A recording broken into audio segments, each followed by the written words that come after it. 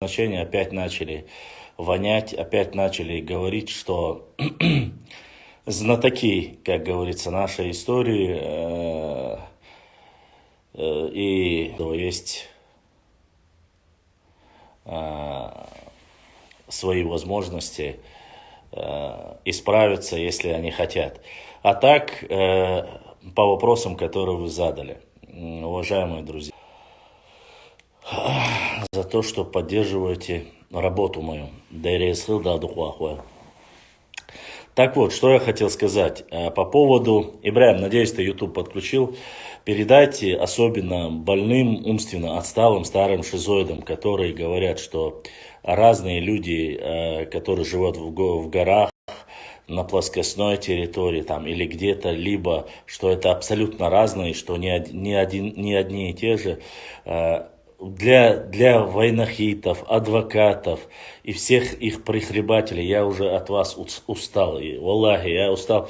Я человек очень мирный, доброжелательный.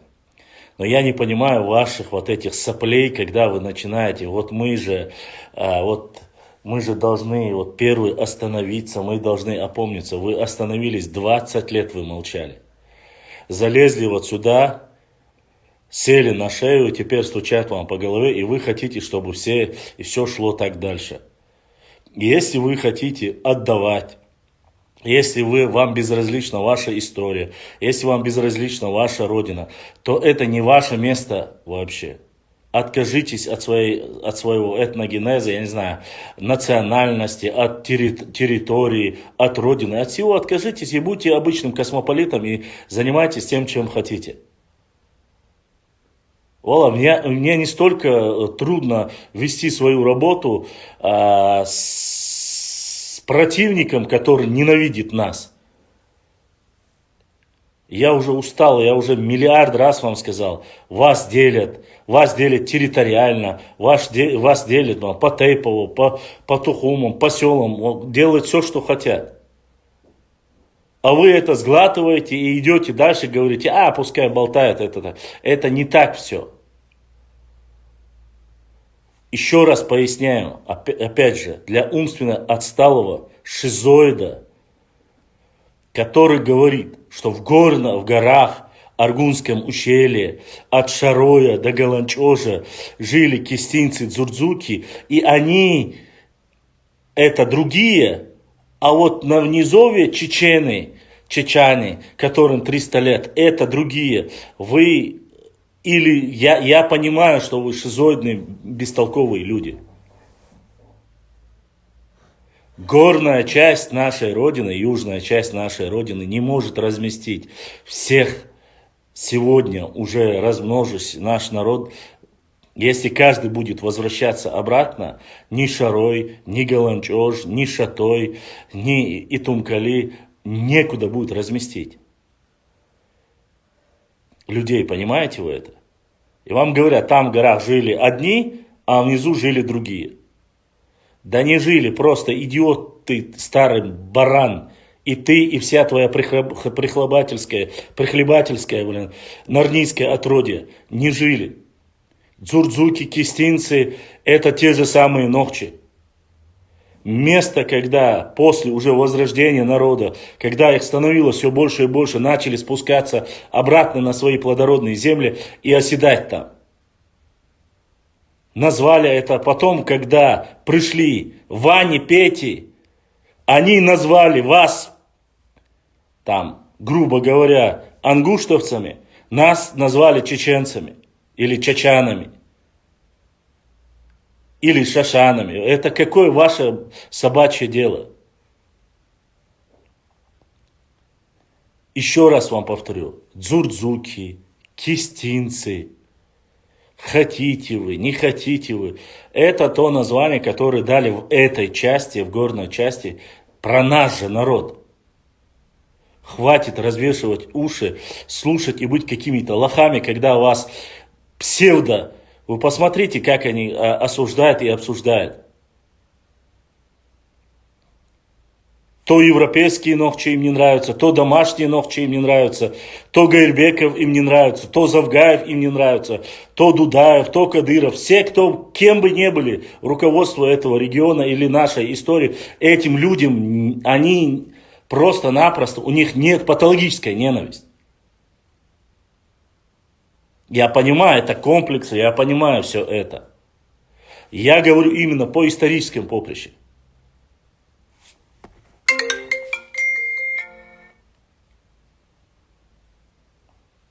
Да. Хуба.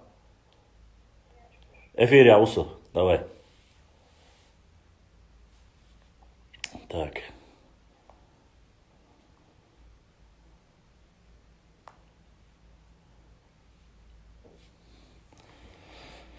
Вот. И как бы кто не хотел, я честно не знаю, меня просто переполняет, когда вы пытаетесь сами каким-то образом дробиться. Как вам еще пояснить? Определенное время, определенную географической местности один и тот же народ называли по-разному. На реке Мичик назвали мичикизовцами. Где Качкалыковский хребет назвали качкалыковцами. Называли мисджегами, называли чеченцами, называли дзурдзуками, называли кистинцами.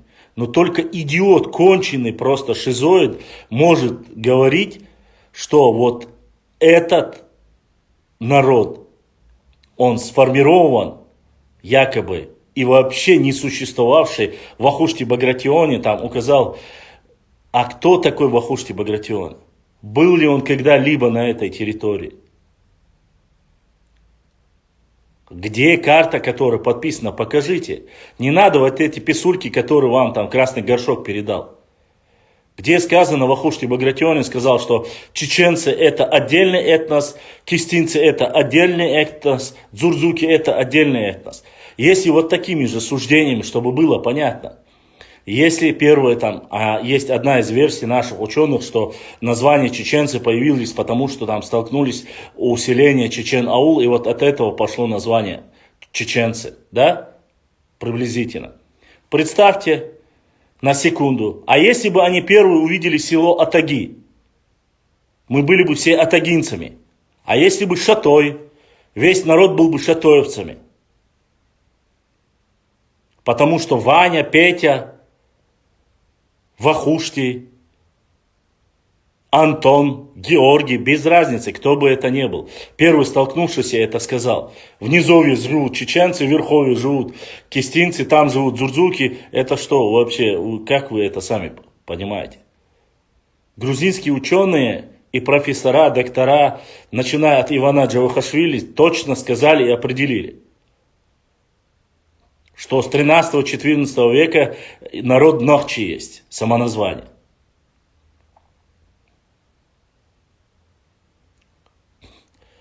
До этого назвали там дзурдзуками, после этого называли кистинцами.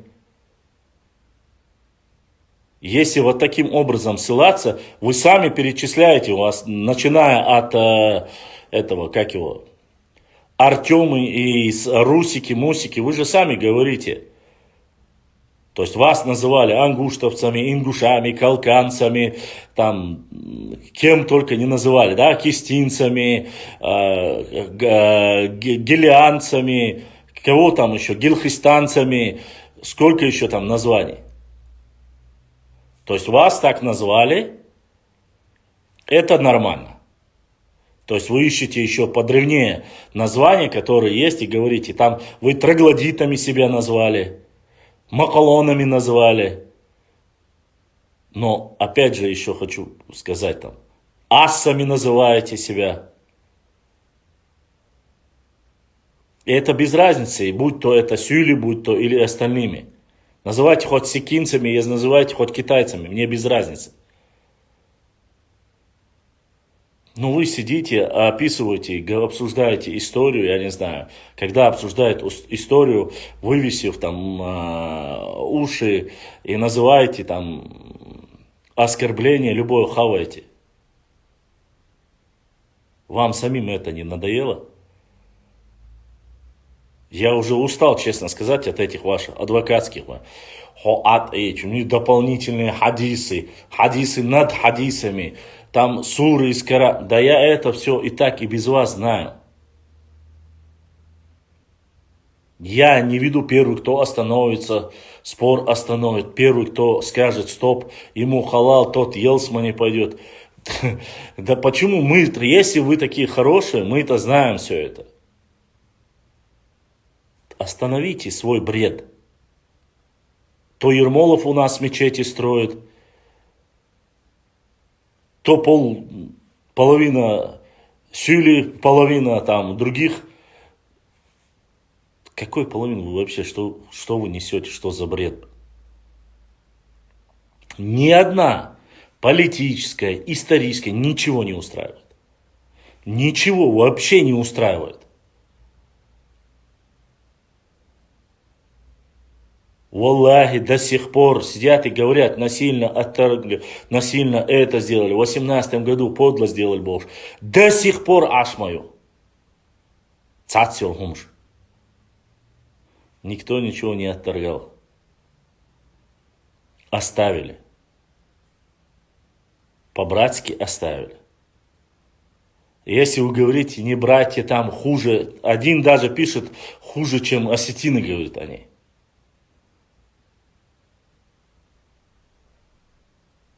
Нам говорите, вот вы гунядин, сюли перемешали, цари вожи Бог, что, а сами идете к ним, говорите, у нас каждая улица названа в честь Шамиля, у нас мы такие, мы вас любим, обожаем Бог, что ролик, что хочешь, что. А нас упрекаете. Здесь нас упрекаете в чем-то, там идете, просто нужно создать тандем, чтобы можно было хаять, маять и лить грязь на историю нашего народа.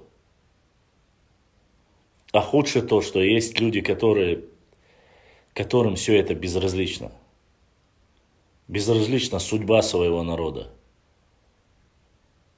своей истории, своего языка. Совсем вы соглашаетесь.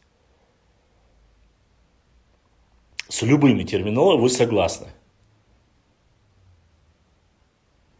Молчание это тоже согласие.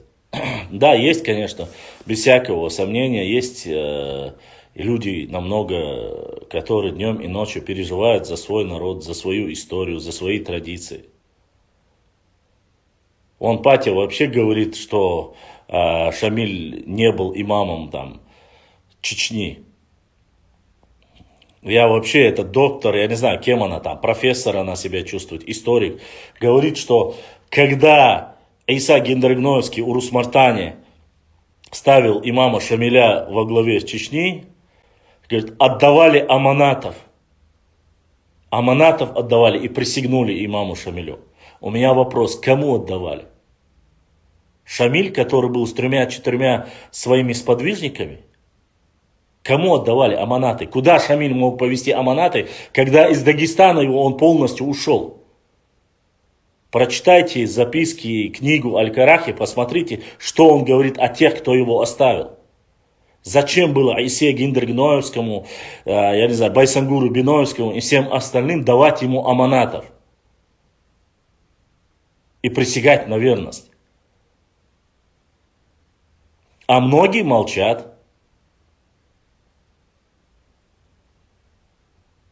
Многие молчат. Почему молчат? Да потому что они привыкли, что все время об этом говорят, все время толдычат, и мы хаваем это. People хавает, и все, про нас можно говорить все, что угодно. И пишут книги, и кляузы пишут, и мы молчим. Опровержение чегус? Хонинсак адцавилла, хохинса адцаа, хохарцаду, вошцаду. Окей? Оскорбление каждого чеченского тейпа, каждого села, каждого там участка, кулачка земли нет. Я клянусь вам, Аллахом, Аллахи, до сих пор люди, которым 60-70 лет, говорят, что делают намаз, говорят, и везде, где камера только появляется на них, они говорят, что взамен пригородного района дали Наурский, Шилковской и Каргалиновский район. Нету ни одного документа, валлахи, биллахи, талахи, нету ни одного документа, который говорится, что до земли даны взамен пригородного района или Ауховского района. Нигде, ни одного документа нет. Покажите, если есть этот документ. Хоть одну книгу покажите. Покажите, где Гайрбеков согласился со всем и вот подставил свою подпись, отдал добровольно, как вы говорите.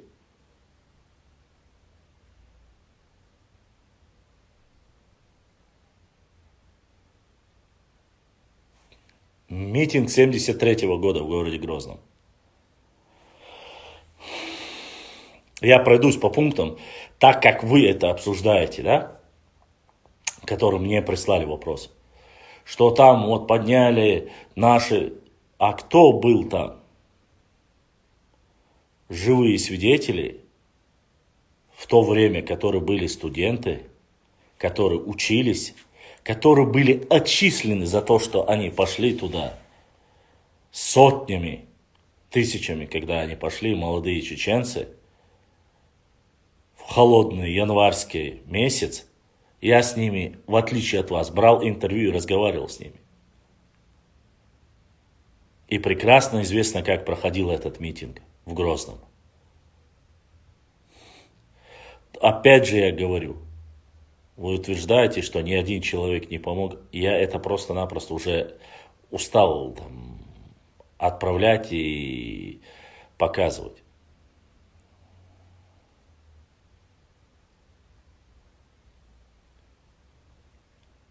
И вот эти вот нападки,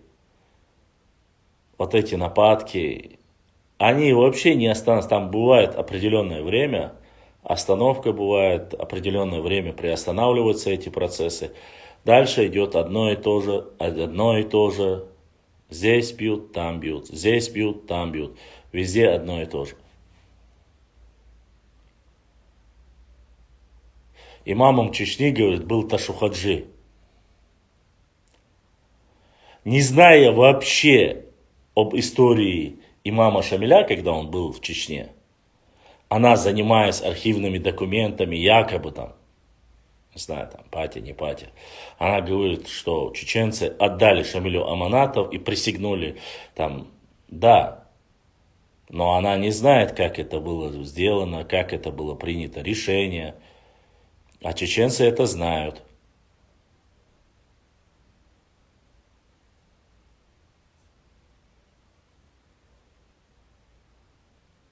Чеченцы это знают прекрасно. И как бы мы ни относились, какое бы у нас мнение не было историческое, там, касающееся его, имама Шамиля, уж на первой стадии, когда его Урус Мартани делали предводителем там, имама Чечни, никто никаких аманатов ему не давал. И не было у него ни власти, ни родины, куда бы он мог уйти, кроме как Чечни. Поэтому две столицы Шамиля были в Чечне. В Чечне, Карл, в Чечне. Не в Ингушетии, не в Дагестане, не в, там, не знаю, не в Осетии, не в Кабарде, а в Чечне были две столицы. И вся его мощь и сила в то время состояла из чеченцев. Другой сидит, дает интервью, вроде он говорил, что он табасаранец, я не знаю, вроде я так понял, что он табасаранец. Дает интервью историческое какое-то там, сидят с умным лицом, говорит, 70% воинов имама Шамиля были, говорит, аварцы, процентов 10-15 чеченцы, остальные там разные народы Дагестана. Где это сказано? В каком это месте? Какие 70%? Чечня, по сути своей, еще до прихода Шамиля, со времен шейх Мансура в разных местах были восстания, поднимались бунты, воевала. Сжигались то там села, то здесь. Ермолов был в Чечне до прихода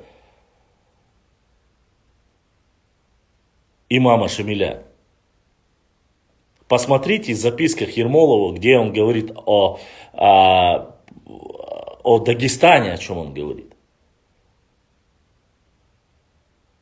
И кто был непокорный, кого он ненавидел, кого он оттеснил от Междуречья, Терека и Сулака, от Каспийского моря, кого оттеснил.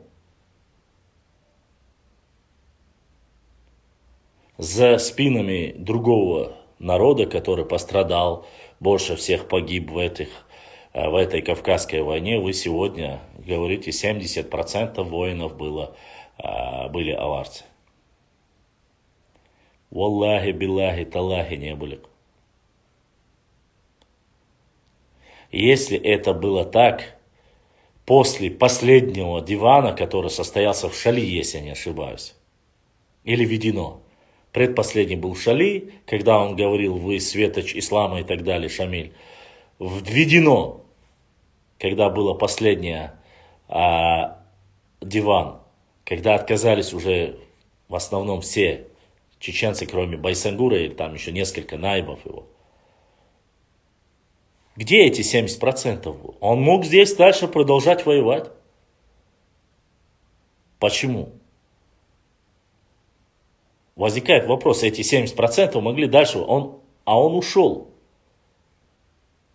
Взял все свое имущество, погрузил там на караван из 24 или 14, там, я не знаю, повозок и уехал в Дагестан. Из Чечни уехал в Дагестан. Где эти 70% были тогда? Почему хорошо, в Чечне не было 70%, ушли в Дагестан, почему там эти 70% не встретили и дальше с ним не вели дискуссию, там не вели сопротивление? И мне один пишет, говорит, что вот они все погибли. Да, они все погибли, а мы танцевали и остались живыми. Из 1,5 миллионного населения Чечни осталось 245-250 тысяч, а больше всех оказались не мы.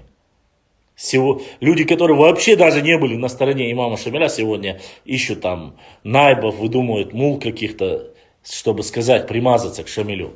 Вы им не говорите, вы в то время не были, вы объединились вместе с ним, что они сказки рассказывают, что вы добавляете к ним сказки и ведете эту дискуссию. Мешает им Байсангур Биноевский, национальный герой чеченского народа. Мешает им первый имам Кавказа шейх Мансур. Бейбулат Таймиев мешает им. Ачерхаджи, который исконный из Тейпа Гендергно, мешает им. Оказался теперь он вовсе и не Нохчи, а там другой национальности. Вопрос про Ташухаджи я вообще молчу. Я молчу об этом. Потому что вопрос еще конкретно не решенный, но мы все-таки это обсуждаем и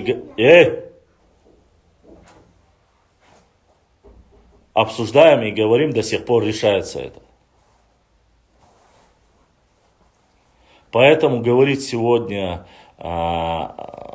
если вы готовы все, что про вас могут сказать, проглотить, промолчать, делать все, что про вас наговаривают, тогда вам не стоит сидеть вам в социальных сетях, имеется в виду, где, по крайней мере, хоть какая-то серьезность и любовь к своей родине есть. Сидите с КВНщиками, сидите, я не знаю, с этими бьюти-блогершами, там, я не знаю, фастфудовщами, кем угодно. Я не против юмора, валлахи не против. Но бывает обидно, когда люди, которые прошли через 2 самые жестокие войны, которые должны были бы сплотиться, выдумывают каких-то д'Артаньянов, я не знаю, делятся на тысячи и тысячи разных, политических и, я не знаю, каких-то течений. Даже историки у нас делятся. Есть серьезные историки, есть так себе историки, но по понятию, так сказать.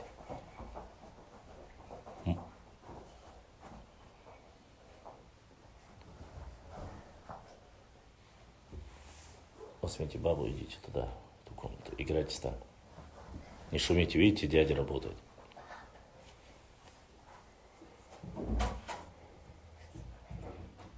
Вот. Поэтому возникают вопросы. А идет вот эта вот тематика, она идет давно. Поверьте мне. С Запада она не утихала с 89 года, до того, как еще Чечено-Ингушетия фактически еще не распалась. Вот эти разговоры шли. Я уже не говорю, где на втором съезде там висели портреты всех чеченских карателей на общем съезде, и когда спросили, зачем вы повесили вот эти портреты чеченских карателей, которые воевали, убивали. А это мы, говорит, завуалировали. Заигрывали они так с Москвой. Но это полбеды. А этот наш герой, журналист, который сидит с умным лицом, осуждая политическое... Да, понятно, тебе не нравилась политическая система того периода. Окей. Но ты сидишь, нагло врешь. Чеченцы, татары в Казань, русские в Рязань, ингуши в Назрань. Когда это было написано? Где это было написано? В каком месте это было написано? Окей, ты не согласен был с той политической системой, это твое право. Но не надо обливать грязью весь народ. Город Грозный был интернациональным городом. Я-то прекрасно это знаю. Я же отсюда. Если я этого даже не видел, я спрашивал у каждого, кто жил на ЖД вокзале, сказали, что это было. Я у старейшин русских, которые там живут, спрашивал, был ли такой плакат. Сказали, что это было у туннеля, где взорвали этого, Романова. Сказали, якобы он там висел, там смотрел, там спрашивал, кто живет там рядом. Не было такого плаката.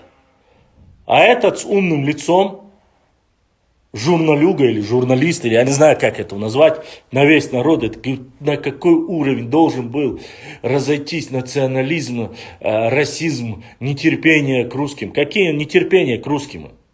Какое нетерпение к русским? Первая военная кампания, когда закончилась, здесь огромное количество русских до сих пор жили. Потом им не было просто-напросто, разбомбили все, инфраструктуру, все было. Они начали уезжать. Конечно, были какие-то мародерские, как и везде после войны бывает. Но где было сказано, что этого не было? Где? Везде это есть. А что, вы хотите сказать, что это не было в Ингушетии? Да есть целый ряд этих документов, вы можете посмотреть. Там убили, здесь убили терских казаков, изнасиловали и все остальное.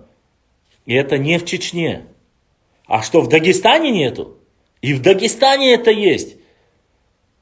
Весь Кизлярский район и вся эта северная часть, которая сегодня принадлежит Дагестану, якобы исконно.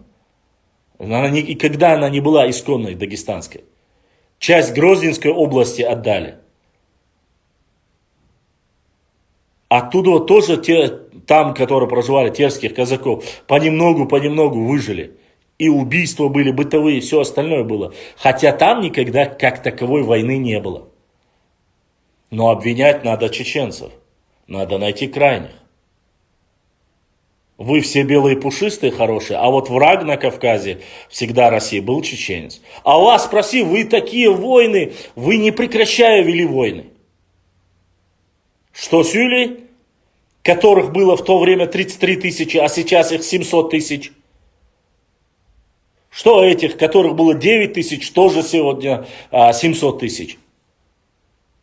А умирали вы в войнах? Особенно сильно. Да, который говорит, нас мало, потому что мы умирали вместо вас. Я про Баталова, Валида вообще молчу. Я вообще молчу про Юсупа Тимирханова, про Зелимхана Харачоевского, которых вы то от вас, то к вам и все остальное.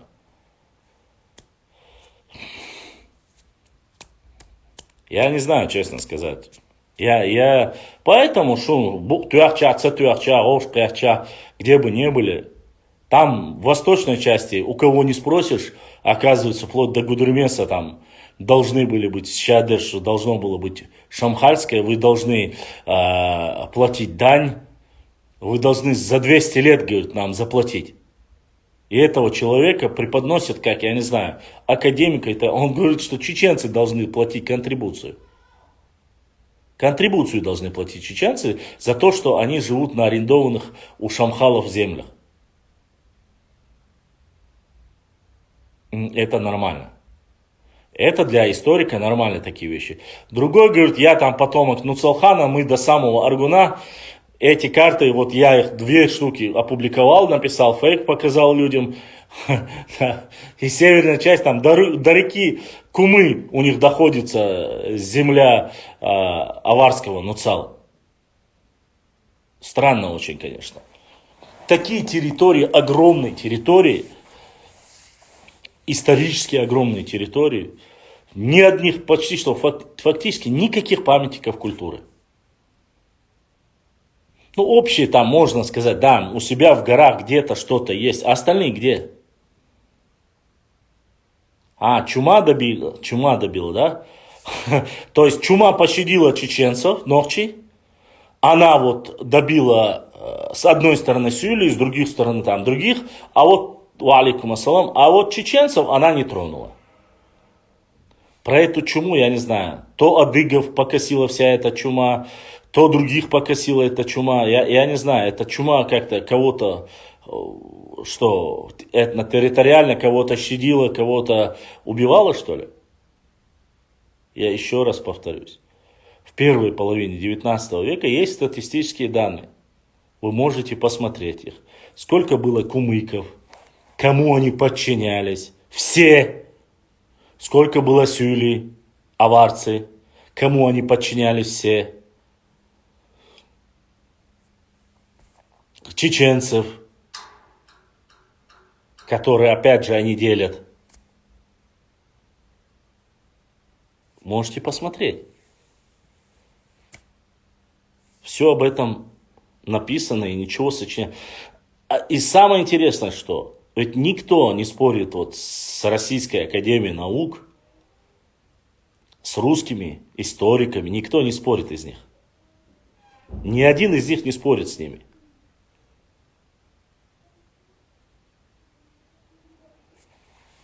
А спорят только с кем? Почему? Потому что боятся, потому что им могут завтра принести документы и пихнуть в лицо эти документы. Ауховский волк задонатил в поддержку нашего канала. Мухаммад Дерес Хилда Адухуахван. За поддержку, за то, что не забывайте поддерживать наш канал. Моментов просто-напросто страшно. Статистика есть, количество есть. И я просто-напросто не понимаю. Может быть,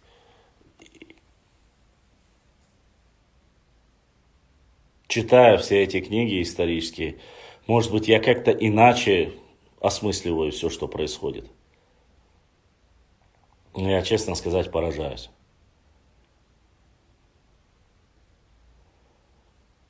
Победитель прав. Всегда есть, да, такое поверье. Победитель всегда прав. В данной ситуации победитель это Россия. Я могу это понять. Но с точки зрения, ты пытаешься, ты в Кавказскую войну воевал. Это правильно, неправильно. Мы не об этом говорим. Но если ты сам, по сути, никогда ничего и не делал, и не воевал, но всегда был тенью, и сегодня пытаешься говорить о каких-то там высоких вещах, об истории несколько тысяч лет, и кого ты не возьми, И самое главное, пишет мне один: да, да, конечно, весь Кавказ ваш, вы это все вам принадлежит. Да нет. Самое интересное, что не весь Кавказ наш, и мы никогда этого не говорили. Мы свою территориальную принадлежность, и где она находится, знаем. Где она находилась, знаем. Благо сейчас появились и молодые ребята, которые по этим картам смотрят, находят, публикуют, присылают. Все это есть. Все это есть. Вот. Ибрахим, YouTube подключен?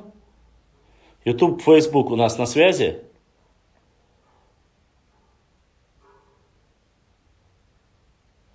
Башлам, это так нагло врут, чтобы мы молчали, а свои, что они живут, мы им земли не оставим. Иншаллах, вернем свои земли. Аллах, Башлам, Малула.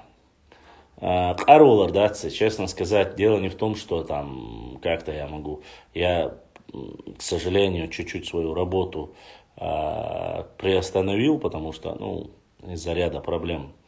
Я повторяться не буду, вы знаете это, да, по крайней мере, близкие это знают. Но работы уймы, и да, я пытаюсь решить эти вопросы какие-то там, по крайней мере, часть из этих вопросов. А в действительности чума унесла много черкесов. Так это да. Этому есть свидетельство во многом архивах. Мы не говорим об адыгах. Мы не говорим об адыгах, Фатима. Я знаю, что адыги очень много погибли от чумы. И тут вопрос, вы знаете, некоторые начинают, вот вы заигрываете с адыгами, вы заигрываете, я еще раз повторюсь.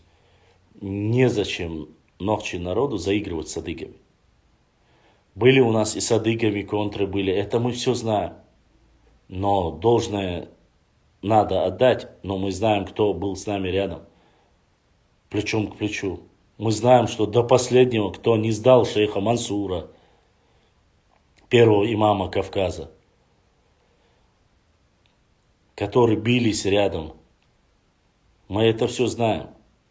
Я вам публиковал и говорил, адыгские князья, богатейшие дома адыгей, адыги к адыгам относятся, и кабардинцы, это кабардинцы, черкесы, там, и все остальные, там, какое бы название ни придумали, это и есть все адыги.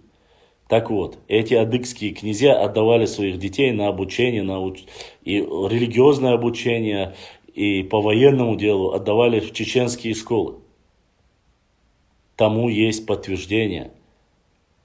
Последние, кажется, уже во время войны 1824 или 27 год, последние школы, в которых во время нападения сожгли, были убиты дети, адыгские дети, оставшихся в основном большей массе выкрали оттуда, вывезли, довезли до Малой Кабарды и передали адыгам.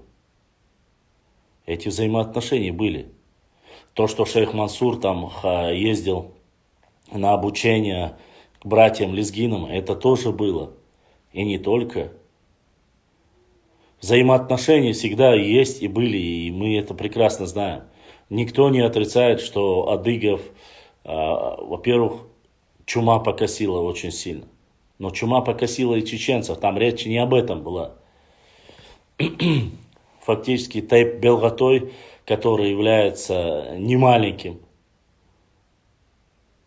почти считается, что те селения, предгорья, погибли все от чумы. Вот от этого, после того, как выжили несколько семей, в этом селении Белгатой из Тайпа Белгатой начали как раз таки целые селения с горы вниз увидели, что идут с нескольких домов дым, то есть кострище, Беллашгаттин, а вот есть же такой полевой материал, белгаттой, что вот от этого, что мертвые ожили чеченцы. Они просто-напросто выжили, выжившие от чумы. Информация, то, что погибли про чуму, есть. Я не знаю, что, как ситуация там была в Дагестане, я не могу сказать. От чумы кто там умер или не умер, я не знаю. У меня нет такой. Но что адыги, да. И что похоронены некоторые, мне прислали материал, что вот как раз таки вот эти старые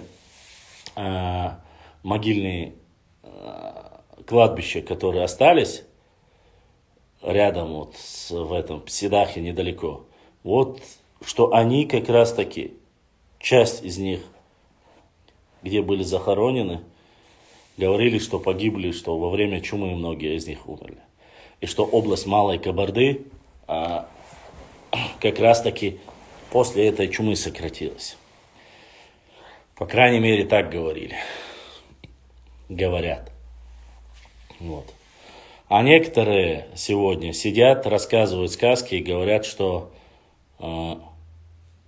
за кусок металла князья адыгские охраняли простого крестьянина. И люди хавают, и люди молчат. А это ведь сохраняется, а это ведь рассказывается. Понимаете, это все рассказывается, до всех доводится. И если вы думаете, что это один-два человека, вы очень сильно ошибаетесь. Очень сильно ошибаетесь. Сегодня уже некоторых из них не стало, другие люди начали говорить о том, что оказывается, еще с 90-х годов вот эту пропагандистскую работу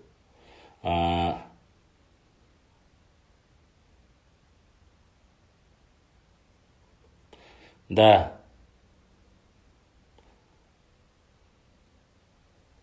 абсолютно верно, Дон Назарони, я же об этом и говорю, абсолютно верно. Вот что из последних, которые остались жить, остались. Но несмотря на это, Белгтой, насколько я знаю, я сразу говорю, что Белгтой, чтобы не было, у них по той информации, которая у меня была, нынешней территории, где я по документам видел, что были села Белгтой, в Ачхой-Мартановском, Урус-Мартановском, сегодня это Шалинским и Веденский район. В 4 местах, как минимум, я натыкался население с названием Белгтой. Я уже не говорю о Дерга, село Даргойское, которое было создано тайпом Белгтой. Ни даргинцы, ни дагестанцы, никто это село не создал. Дерга, вот откуда появилось это название. Сегодня, конечно, я не знаю, может быть, появились гении истории.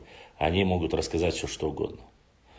Я, конечно, сегодня хотел вам по этой книге немножко пройтись. Очень интересная книга. Но я вижу, что больше здесь интереса для общения у вас, походу. Общаться вы хотите больше.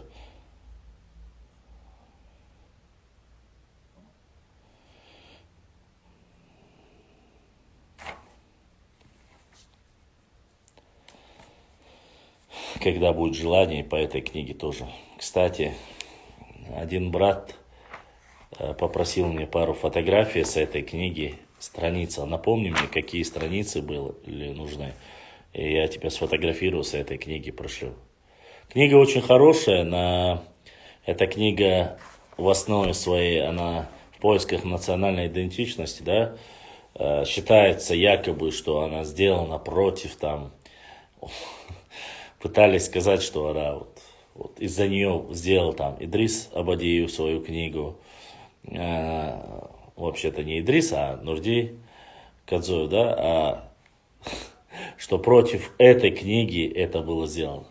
Но опять же, этот миф мы разоблачили, показали, потому что очень просто. Эта книга напечатана в 2012 году. Вот. В 2012 году она написана. Написана она Умхаевым Хамзатом, если я не ошибаюсь. И здесь факты. Очень хорошие факты. А Башлам эту книгу писал... Нет, это не книгу написал Бузуртанов, это Умхаев Хамзат. Здесь очень хорошие есть моменты. Так, сейчас.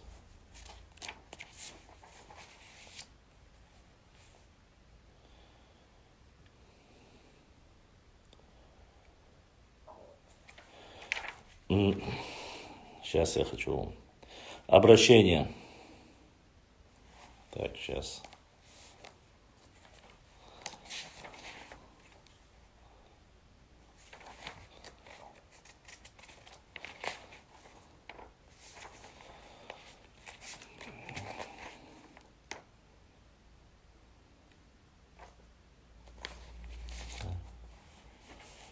Так.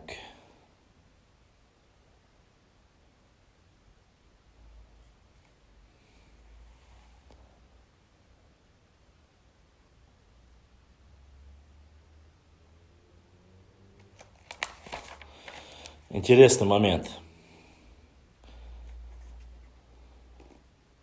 Так, сейчас я зачитаю вам.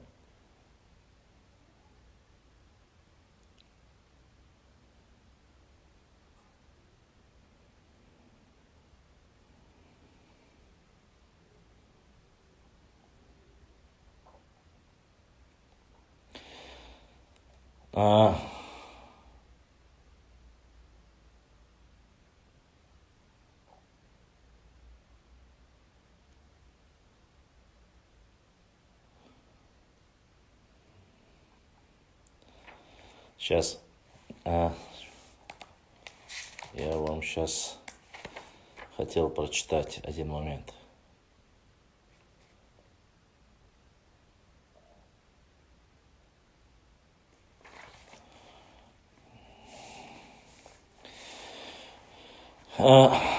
Мы все обвинения слышали ныне. Дарга ситуацию Хазбулата у Руслана, о Чуи.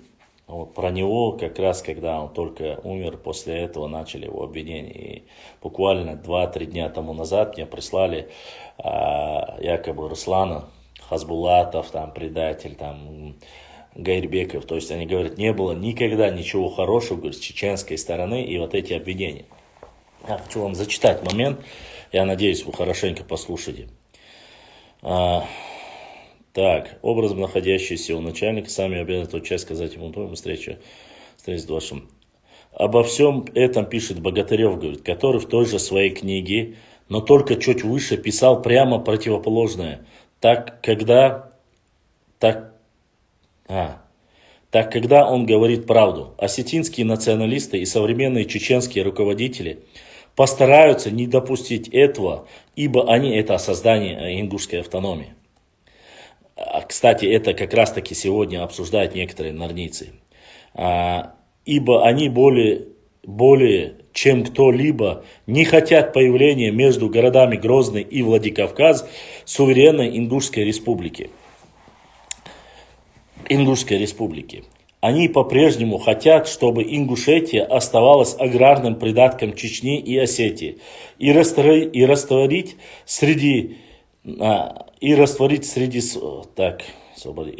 своей среде наш маленький, древний, свободолюбивый народ. То есть вот эти слова, понимаете, да? Древний, маленький, свободолюбивый. Ничего не поменялось с тех пор. Это трактовка, кстати, с книги Бимбулата Богатырева. Несмотря на яростное сопротивление Галазова, Хазбулатова и их друзей в Москве, ингушские парни добились принятия в парламенте России законов о реабилитации репрессированных народов. Вы все это слышали. Все они говорят, что приняли закон репрессированных там против и так далее. Давайте посмотрим, как же было на самом деле. добились принятия парламентом России закон о реабилитации репрессированных народов, о реабилитации жертв политических репрессий и образовании Ингушской республики в составе Российской Федерации. Об этом говорится, везде они говорят. Как это ингушские парни добились? Если за принятие этих законов проголосовали все 7 чеченских депутатов и только 2 ингушских парней, Бимбулат Богатырев и Ибрагим Костоев. Если бы Хасбулатов был против, как пишет Богатырев, то такого единодушия, конечно же, не было. Да и как ему быть против, если в принятии этих законов сами чеченцы были заинтересованы не в меньшей степени, чем ингуши и другие депортированные народы. Наоборот, законы эти были приняты таким оперативным образом именно благодаря тому, что председателем парламента Российской Федерации был именно Руслан Хасбулатов, представитель репрессированного чеченского народа, а президентом России Борис Ельцин, предложивший его на эту должность. Можно вполне себе представить, что было бы с этим законом, если бы президентом России стал Полосков, а руководителем российского парламента был Бабурин. А вот что пишет о вкладе чеченских депутатов в принятии закона о реабилитации репрессированных народов Бексолт Сейнарев. Очень цепко и решительно вели борьбу в парламенте России за принятие закона о реабилитации репрессированных народов депутаты Ибрагим Костоев, Султан Джамалдинов, Асламбек Аслаханов, Ахмед Арсланов, Айса Алироев и другие. Ингушский народ никогда не забудет, как достойно и аргументированно народный депутат СССР, член корреспонденции Академии наук Саламбек Хаджиев в марте 1990 года вступил в диалог с президентом СССР М.С. Горбачевым и настоял на создании комиссии по ингушской проблеме. Его позиция, высказанная на этом съезде, имела большой общественно-политический резонанс. Весь мир узнал о нашей проблеме, и комиссия не замедлила приехать к нам. Что же касается того, что чеченские руководители постараются не допустить создания Ингушской республики, могу привести 2 документа, принятых Верховным Советом Чеченской Республики, начисто опровергавшие эти лживые утверждения Богатырева. Первый документ – это Декларация о государственном суверенитете Чечено-Ингушской Республики. В декларации в статье 17, гласящей о Чечено-Ингушская республика, подтверждает справедливое требование ингушского народа о восстановлении национальной государственности. Союзный договор будет подписан Чечено-Ингушской республикой после решения вопроса возврата отторгнутых территорий Ингушетии. Второй. Обращение президента Верховного Совета Чечено-Ингушской АССР, Верховный Совет РСФСР по вопросу восстановления ингушской автономии. Ввиду важности этого документа приведем его полностью. Зачитываем. Вы послушайте, это очень важно. Президиуму Верховного Совета ЧССР, Верховный Совет РСФСР по вопросу восстановления ингушской автономии. На протяжении многих лет ингушский народ ставит вопрос о восстановлении своей автономии. В последнее время по данной проблеме состоялись 2 съезда ингушского народа, требующие восстановления исторической справедливости. Съездом создан оргкомитет по восстановлению ингушской автономии. В народе зародились и другие массовые движения с теми же политическими требованиями. Настоящее положение сложилось в результате грубого попирания прав народов в стране сталинским тоталитарным режимом, который ингушские и чеченские народы в 1944 году были поголовно депортированы с родных мест. Политическая карта региона полностью перекроена, после чего часть ингушских земель отошла к Северной Осетии. Вопрос о возвращении территории и право поселения на них ингушами предъявлялись со дня восстановления Чечено-Ингушской республики. Однако проблема глушилась репрессированными методами. Так, Известные события в Грозном в 1973 года, которые я сегодня рассказывал, происходило именно на этой почве. Многие представители этого народа подверглись тогда за свои справедливые требования уголовному преследованию. Особенно обострилась постановка вопроса в настоящее время, когда геноцид сталинского режима над народами осужден на государственном уровне. Огромная надежда на восстановление своей автономии связывались ингушским народом с декларацией Верховного Совета СССР о признании незаконными и преступными репрессированных актов против народов, подвергавшихся насильственному переселению и обеспечению их прав, которое являлось документом политической реабилитации репрессированных народов. 30 марта 1990 года сессия Верховного Совета Чечено-Ингушской АСР обратились к Первому съезду народных депутатов РСФСР с просьбой включить вопрос об ингушской автономии в повестку дня своей работы. К сожалению, эта просьба не была удовлетворена. Советом национальности Верховного Совета СССР была создана комиссия по рассмотрению обращений ингушского народа, который на сегодняшний день свою работу закончила. Одной из болевых точек вопроса является постановление Совета министров СССР 5 марта 1982 года номером 183, которое ограничено пропиской граждан в Северной Осетинской АССР, практически лишающие ингушей возможности поселения на месте прежнего жительства. 23 июля 1990 года Верховный Совет ЧССР обратился к президенту СССР с просьбой об отмене данного постановления. Однако и этот вопрос до сих пор не получил своего разрешения, что вызывает еще большее нагнетание проблем. Таким образом, проблема автономии ингушского народа доведена до критической точки. На данный момент чревата непредсказуемыми последствиями, которые, безусловно, могут повлиять на стабильность общественно-политической жизни всего региона. Во избежание перерастания ситуации в неуправляемую, Верховным Советом Чечено-Ингушетии, правительством республики ведется исключительно напряженная работа, в которую включены религиозные, общественные деятели, советы старейшин, различные формы народной дипломатии. Однако напряженная ситуация может быть снята только безотлагательным решением самой проблемы. Учитывая изложение, проявляя тревогу безопасности за сложившееся положение Президиума Верховного Совета Чечено-Ингушской АССР. Дальше.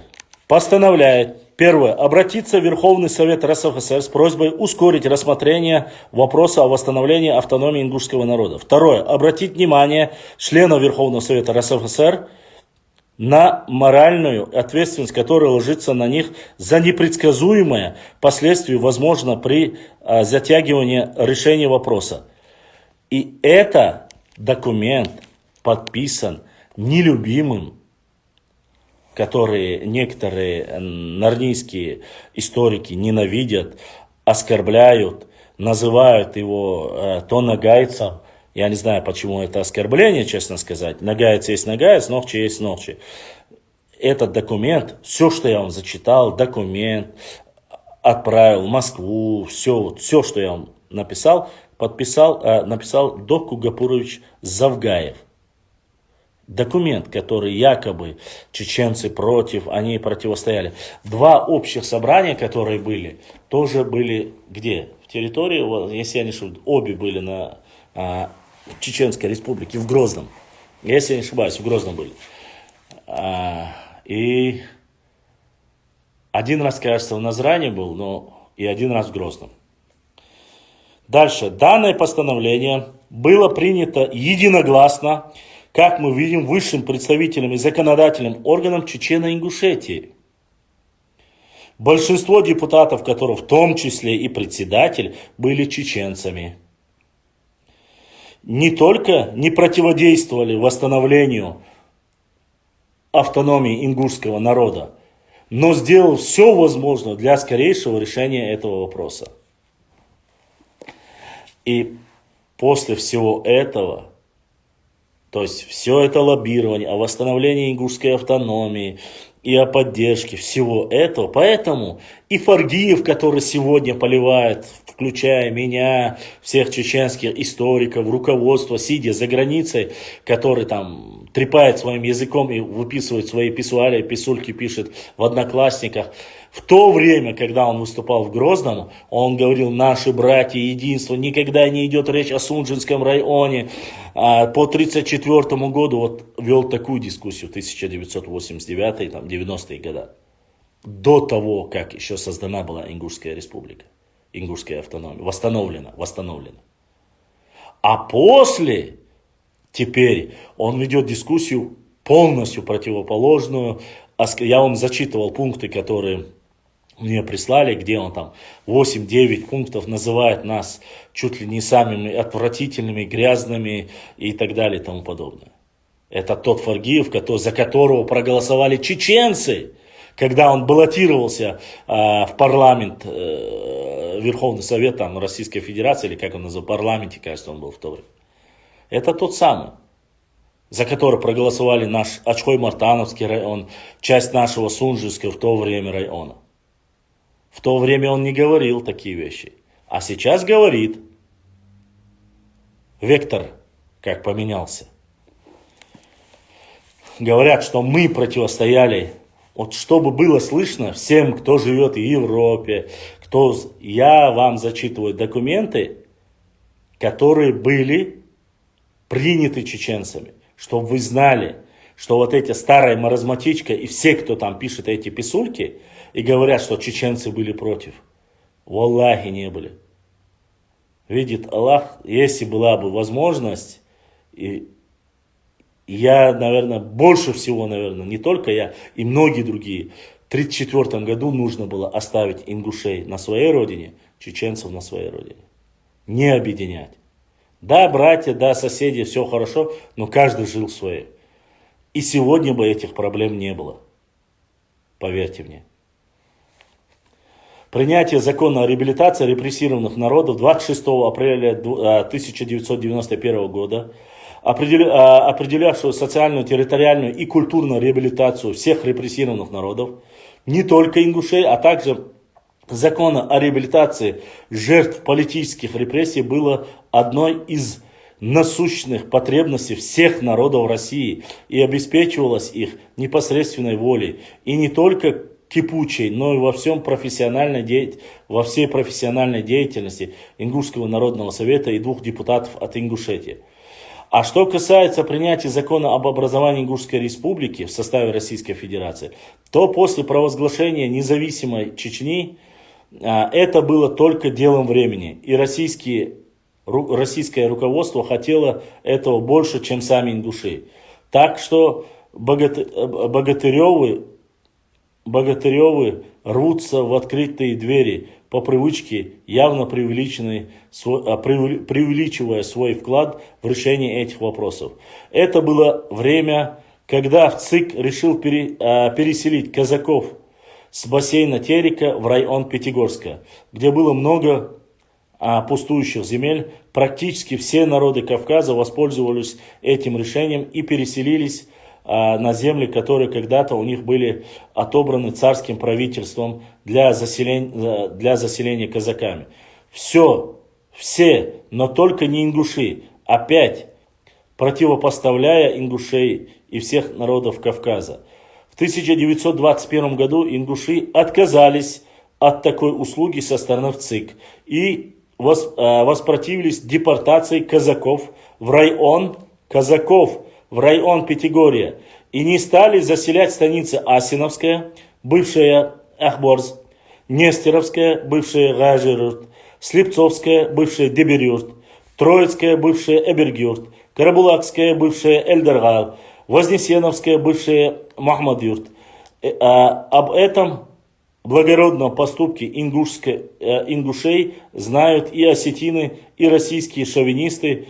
Казацкие атаманы продолжают нагло лгать Богатырев. На самом деле все было иначе. Казаки из выше, это на книге у Богатырева, которая была написана. На самом деле все было иначе. Казаки из выше перечисленных станиц, основанных на месте Астхоевско-чеченских сел, никогда не выселялись до самой Горбачевской перестройки. Когда на них обрушился жесточайший прессинг со стороны ингушей, написано, благополучно жили на своих местах. Автор не сумел даже правильно назвать Астхоевские села, на местах которых были возведены эти станицы. Это селы Экборзи, Гажарейн-Юрт, Оберг-Юрт, Эльдархангал, Махмад-Юрт. Вопрос о выселении казаков из этих станиц тогда не стоял. По поводу же казаков и их станиц, находившихся на ингушской территории, в Тарской долине, то все они как раз поголовно были выселены советской властью под предлогом контрреволюционной выступления в те самые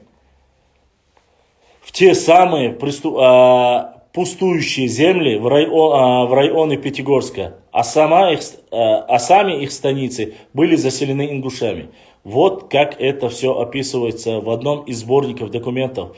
Третий съезд, имеется в виду съезд народов Терека,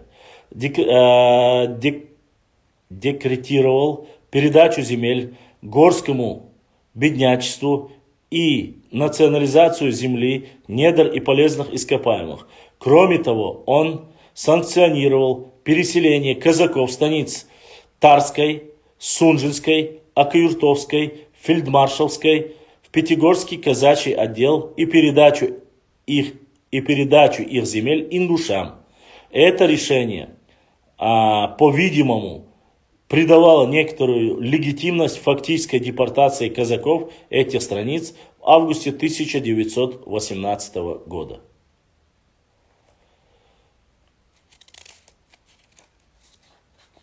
Итак, далее.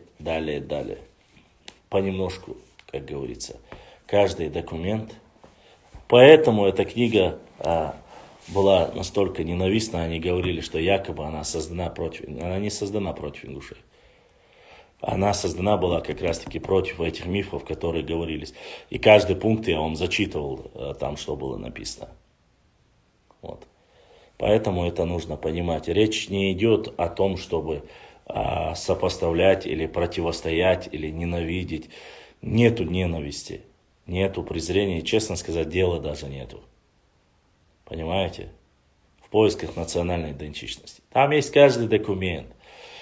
Я вам показывал документ вплоть до того, что Академии наук Республики Ингушетия было отправлено Академии наук Чеченской Республики документы, где давайте вместе встретимся, обсудим историю, распределим там по истории, решим, как кто прав, кто не прав.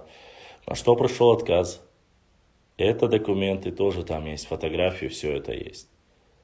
По полкам, каждая есть. Пункты, которые здесь есть,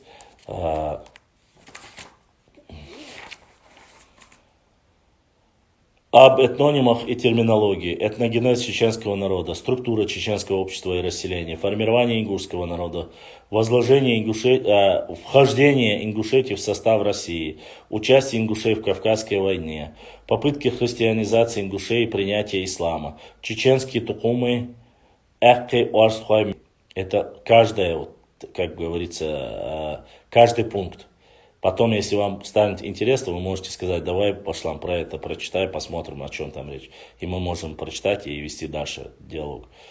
Мелхи. История создания Сунжинского района. Положение ингушей в ЧССР.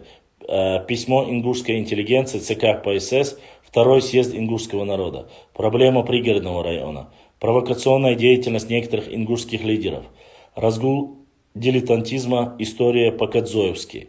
О чистоте крови, об эздел, о языке, о фольклоре, о башенной культуре, братская межа, административное устройство и население, о единстве чеченцев и ингушей, вместо эпилога, биография, Дальше. Как чеченцы присоединились к России. Обанхойцы. Время собирать камни. Из выступления Лечи Умхаева. Акт принятия присяги ингушей. Награды за усмирение Чечни. Прошение на имя А.И. Чернышова. Чернышов. Постановление о дате единения Ингушетии с Россией. Постановление Совмина СССР номер 183 о прошлом Назране. Прокламация князя А.И. Борятинского. Декларация о государственной суверенитете ЧИР. Чеченские башни. Если вдруг оказался вдруг. Шли в подданство не из-за принуждения. К 75-летию объединения Чечни и Ингушетии. Дискуссии об авторским коллективом истории Ингушетии. Н. Яковлев. Проблемы изучения культуры чеченцев и ингушей. В.Б. Скитский. Назрановские возмущения 1858 года. Письмо Халида Ашаева писателю Мугуеву, историку Северного Кавказа. От Иосифа Сталина до Теймураза Мамсурова. Услышал ли брат брата? Справедливость не бывает одинокой. В.М. Хамхоев. Моложба Нохчи. И соглашение о границе, другие документы. Все эти пункты, которые я вам перечислил, они описаны в этой книге. Вот в этой книге. Вот. Любая из этих пунктов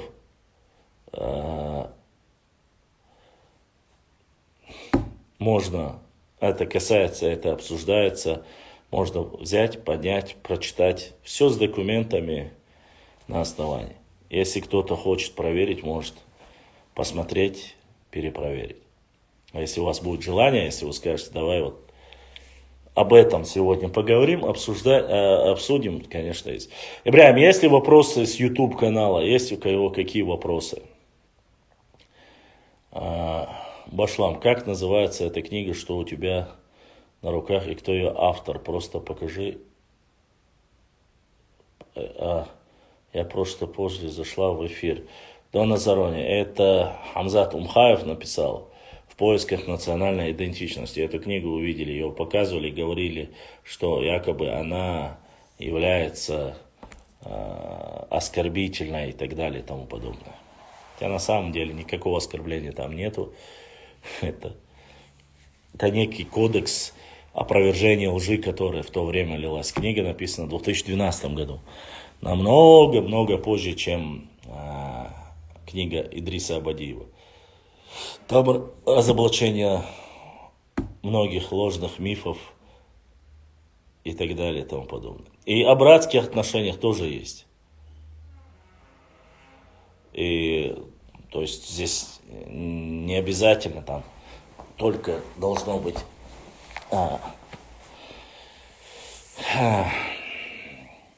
опровержение. С хорошими людьми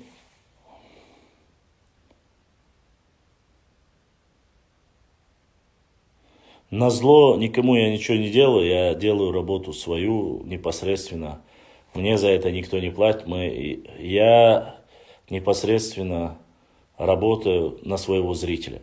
Что вам интересно, то мы и обсуждаем. Кавказ. Провокационную деятельность их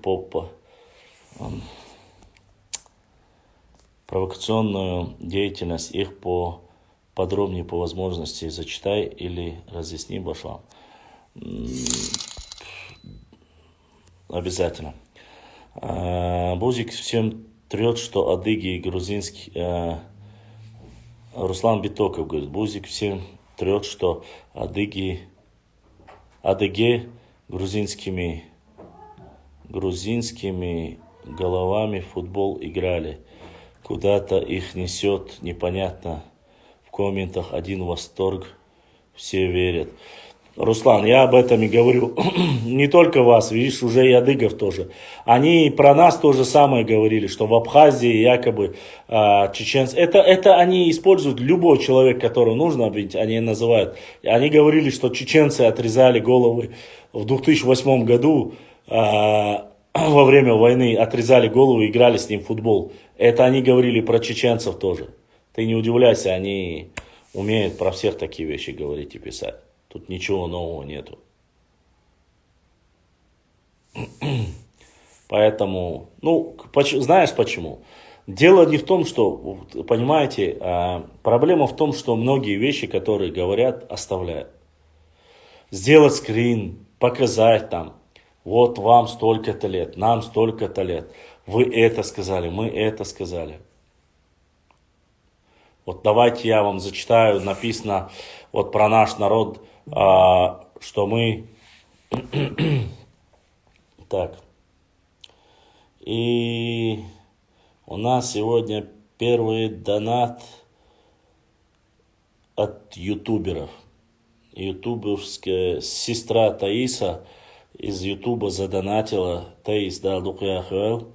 Огромная благодарность за то, что поддерживаешь наш канал, за то, что донатишь. Ты одна из тех сестер, которые, по крайней мере, пытаются каждый эфир понемногу поддержать. У вас мало, но вы есть еще. Вот ты из Инстаграма 3 человека прислали. Еще тоже. За что огромная благодарность за поддержку. Так вот, что я хотел сказать. Да. Я хотел сказать сейчас. Конечно, можно говорить, вам там 100 лет, вам там, сколько там, 300 лет. Однако, есть такой очень хороший, я вам об этом говорил, сейчас, Гурам Гумба, доктор исторических наук, профессор Академии наук Абхазии Ачугба. Рецензенты, доктор исторических наук, профессор, академик АНЧ Язе Ахмадов, кандидат исторических наук Цвинария. И наш друг Гурам Гумба, Д. И. Гулия, который написал книгу. И когда, что я вот зачитал, и когда начали говорить, что вот ты рисуешь картой башлам, от себя тяну ты несешь, и так далее, и тому подобное. Еще раз, вот книга. Называется «Нахчи. Вопросы этнокультурной истории. Первое тысячелетие до нашей эры». Такая книга, наверное, есть у Русика. Да? И, не знаю, нарнийские братвы. Так вот, давайте посмотрим, что же он написал. Границы содержания этой книги. Первая глава. Нахчийские племена Центрального Кавказа, первое тысячелетие до нашей эры. Нахчиматьяне Ашхарайцуца. А. Границы азиатской Сарматии с Колхиды. Б. Границы азиатской Сарматии с Картли, Иберия. Кавкасиане Леонтия Мравелли. Третье. Малхи. Четвертое. Махли античных источников. Глава 2. Данные археологии языка, топонимики, антропологии, фольклора и расселения нахчийских племен. Первое. Археология, язык, топонимика, антропология, фольклор. Глава 3. Кавказские хоны и цанары. Кавказские хоны, цанары, бунтурки и турки древней Картли. Глава 4. Общая этноязыковая ситуация на Кавказе и в Передней Азии во первой половине тысячелетия до нашей эры. Первое. Хурита-Урарская, Нахчийско-Дагестанские племена. Хатско-Абхазско-Адыгские племена. Индоевропейские племена. Картвельские племена. Мушки, Мосхи, Масахи. Глава 5. Насско-преднеазиатские этнокультурные связи, Насско-преднеазиатские этнотопонимические параллели, причины и пути миграции населения к югу на Кавказ на рубеже 7-6 века до нашей эры. Третье. Цаны, Макероны, Мехелоны. Четвертое. Гутарк и Гутары. Глава 6. Предпосылки образования Нахчийского государственного объединения в первом тысячелетии до нашей эры. Первое. Земледелие, скотоводство. Второе. Металлургия, ремесленное производство. Третье. Демографический оптимум. Городища и поселения. Четвертое. Торговля внутренняя, международная. Углубление социальной и имущественной дифференциации. Пятое. Религия. 7 глава. Нахчи и скифы. 8 глава. Образование Нахчийского государственного объединения на Центральном Кавказе в середине первого тысячелетия нашей эры. Первый пункт. Объединение нахчийских племен 6 век до нашей эры. Второе. Соаны, Страбона. Третье. Южные границы Нахчийского государства объединения 6-4 века до нашей эры. Глава 9. Нахчийские государственные объединения на рубеже 4-3 веков до нашей эры. Первый пункт. Нашествие сарматов. Второй пункт. Падение Ахменидской империи в новая волна миграции племени в центральные районы Южного Кавказа на рубеже 4-3 веков до нашей эры. Третий пункт. Кавказское геркание античных источников. Четвертый пункт. Понтийское царство и страны Кавказа в конце 4-го, в начале 3 века до нашей эры. Пятое. Основные исторические концепции Леонтия Мравелия. Глава 10. Нахчийские государственные объединения в 3 веке до нашей эры. Нахи и проблемы образования Картлийского царства. Второе. Происхождение царского рода Парнавазинов. Третье. Война Парнаваза с Понтийским царством. Четвертое. Падение Нахчийской государственности и государственного объединения. Все эти пункты, то, что я перечислил, пишет у нас, как я вам сказал, профессор Гурам, исследователь Гурам Гумба. Научный редактор полностью. Утверждена к печати учетом Совета Абхазского института гуманитарных исследований Д.И. Гулия, Академия наук Абхазии. Научный редактор, доктор исторических наук, профессор, академик Ачугба.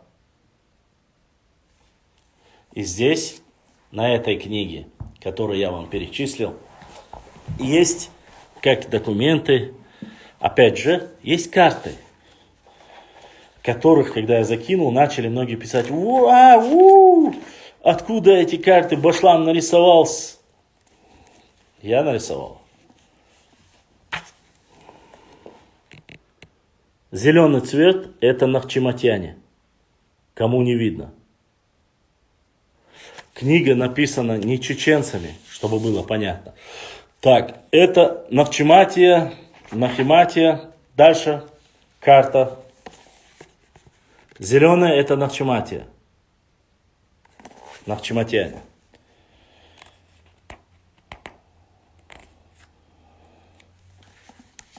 Здесь ареал переселения. Тоже карта.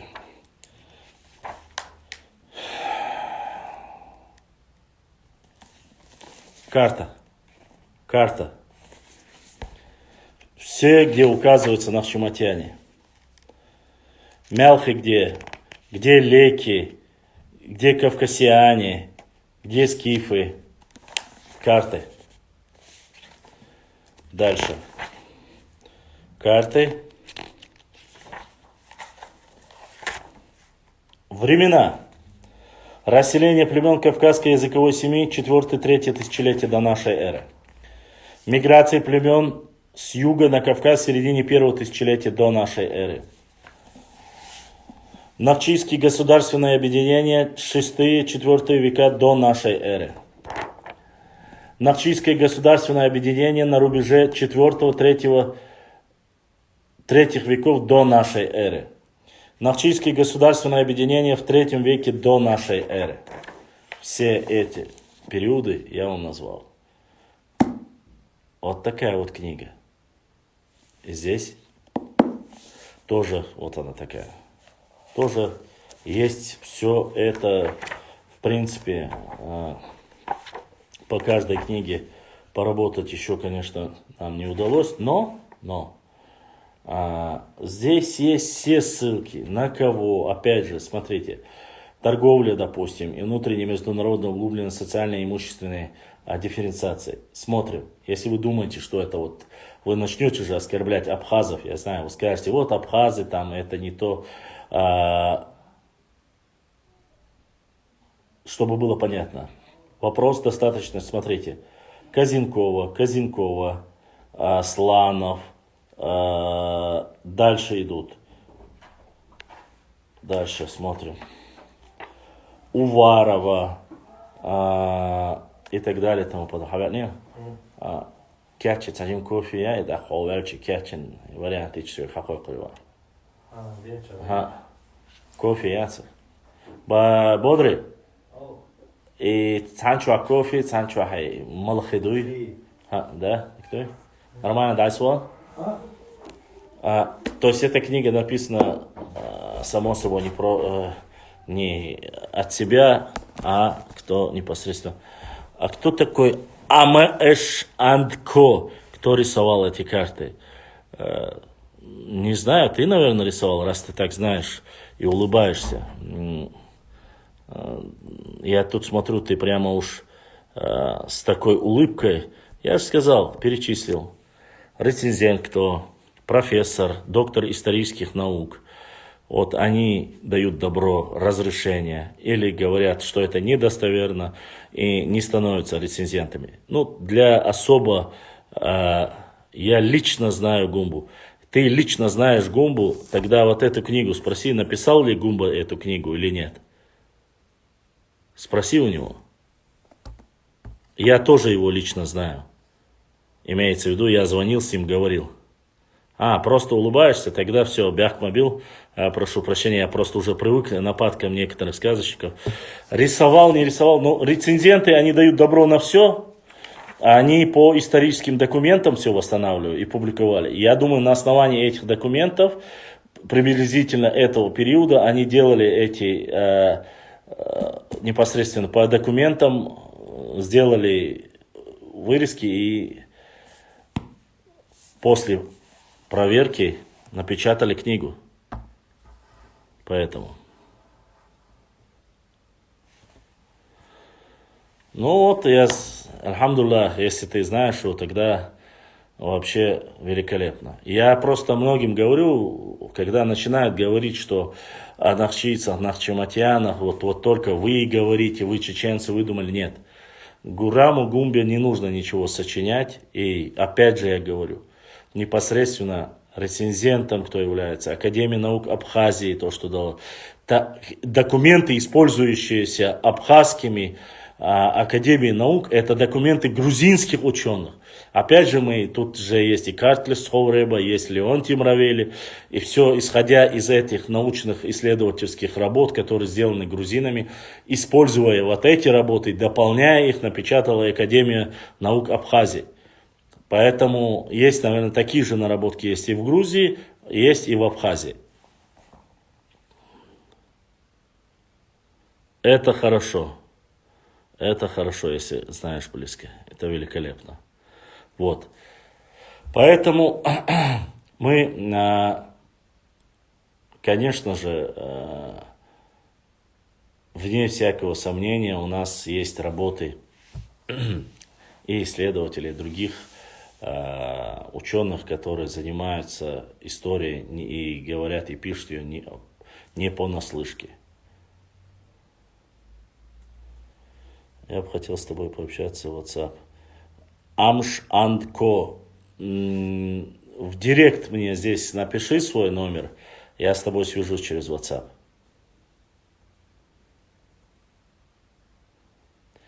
На мой канал в директе напиши свой номер. WhatsApp-овский. И я с тобой свяжусь. Вот так вот. Так. И Ногчи Цабиесчан Ирси Гуайлвей. Вот с таким названием сестренка Зара задонатила. Зара ДРСХЛ. Огромная благодарность, кто поддерживает наш канал, помогает. Ваша поддержка необходима для нашей работы.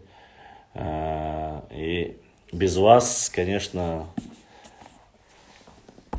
не было бы нашего канала. Огромная благодарность моим братьям.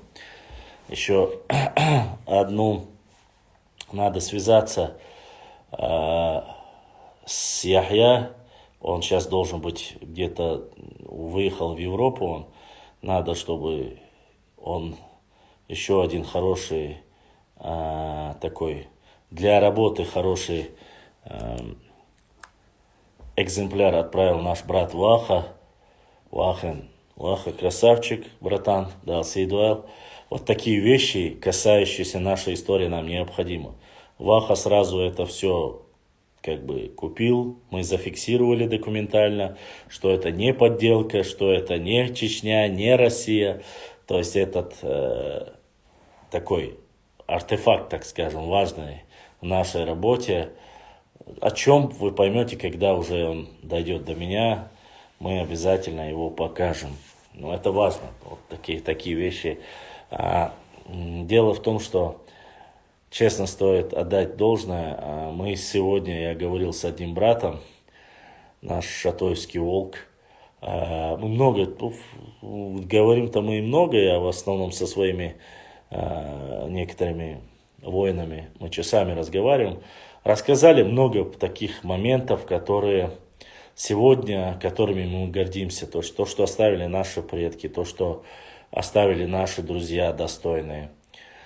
И вы знаете, порой я вообще, если бы, как они говорят, немнимое это братство, столько бы вы увидели, что сами...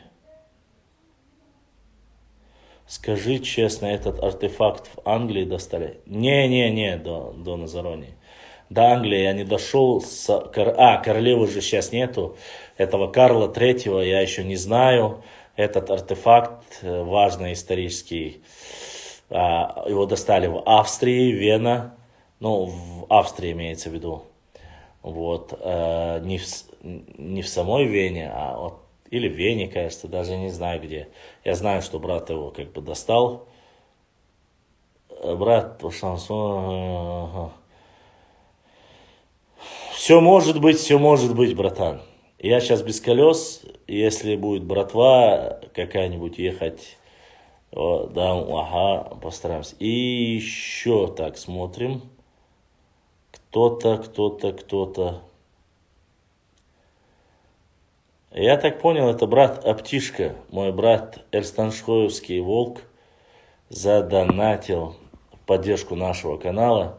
Братан, да, Сейдуэл, да, Духуахуэл, да, Резхил, Годарна, Витцеваларна. То, что вы поддерживаете, не забывайте, что это жизненно необходимо для нашей работы. Башлам, Башлам несколько дней просидел в библиотеке Лондона. Что-то. Мне не столько библиотека, во-первых, в библиотеке Лондона, чтобы просидеть в Лондоне или в Питере, Москве, без разницы. Мне важны, вот наглядное, самое важное, это карты. Вот это вот самое важное, карты. Любой человек, который имеет доступ Англия, Франция, Германия, без разницы. Посмотрите, если там есть раздел атласов, сразу ориентир, чтобы найти, где мы находимся. Ищите Черное море, Каспийское море. И вот между ними посередине, вот где Центральный Кавказ, смотрите, ищите нашу родину. Фиксируйте, делайте фотографию, какой год этой карты, и присылайте к нам в директ, мы обязательно его опубликуем. Вот таким образом мне прислали карты. Ибраим купил газету во Франции, кажется. Наш брат Ибрашка, который живет в Германии, купил французскую, если я не ошибаюсь, французскую газету, алейкум салам. Купил французскую газету, где указана Чечня, то есть это того периода 19 века. где указана Чеченская Республика. И вот таких именно непосредственно исторических материалов, карт исторических, мы одни из первых, кто их начал публиковать. Другой брат сделал на Австрии, в Вене есть рынок, где продают исторические артефакты. Он оттуда его прислал. От Зура. Donation на поддержку нашего канала. Зура. Я так понял, этот брат Айсы дал духуахуэл дересхил за поддержку нашего канала. Бодрый? И да, ховяч хайтасик диктуй. Бяхман билош вышли.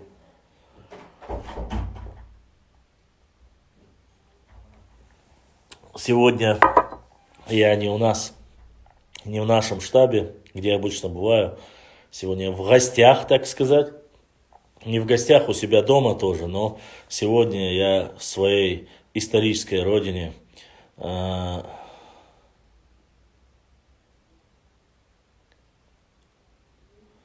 Вац бодрый савошу бодруди ютюнце. Вот, на исторической своей родине, штат Бердикель. Вот. Так что, так сказать, в наших родовых опочивальнях Бердкелаукса, если что, короче. Иногда бывает и такое. Так, вопросы, Ибра, если есть ютубовские вопросы, сегодня я прошу вас прощения, если вдруг качество что-то не устраивает вас, или вас по книге, у нас есть еще здесь Лечи Ильясова книга, то есть вы дайте знать. Сейчас я вам... Многие же не верят, что я учился на истфаке, да? Сейчас постараюсь вам показать одну вещь.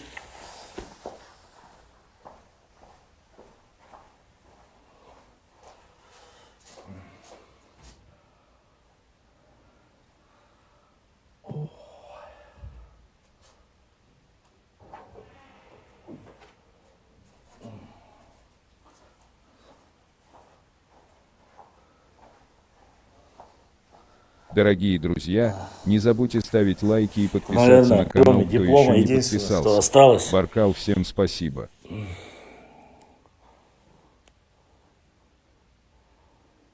На историческом факультете. Всем видно? Это тех, кого мы смогли сохранить. Вот бывшие. Теперь из них бизнесмены, двое бизнесмены, парламент, бизнесмен, домохозяйка, таксист, директор реабилитационного центра, замдиректор драмтеатра, газовик, ерундой занимается, помощник депутата, бизнесмен, фотограф. Вот так судьба распорядилась. Из них, наверное, тот, кто занимается до сих пор историей, остался я. Здесь есть департамент, религиозный департамент, кажется. Единственный остался, кто там с историей до сих пор, кажется, я один. Я не хвастаюсь, я говорю, вот нужно же было мне так, что закончил. А здесь бухгалтер главный, мастером автомобилей. Да, вот такие вот студенты исторического факультета 2002 года.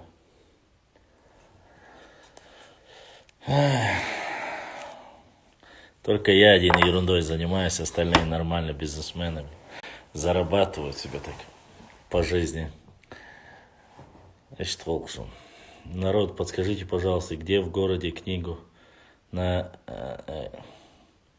городе книги дешевле? В Jane Books так дорого все. А книги дешевле. Блин, Я слышал, что в этом, в Дом печати вроде бы говорили там в подвале есть книги. Так. Если я там пропустил, Ибраим, были вопросы с Ютуба?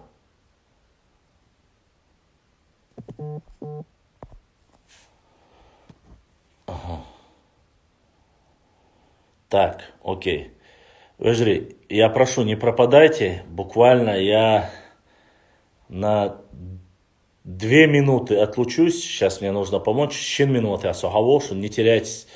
Вас 20 человек, чтобы не сглазить. Сейчас я буквально 2 минуты дайте мне. Я сейчас быстро прибуду.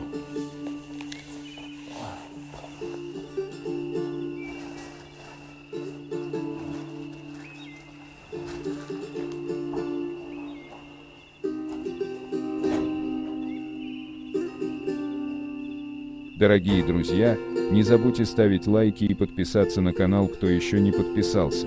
Баркал, всем спасибо.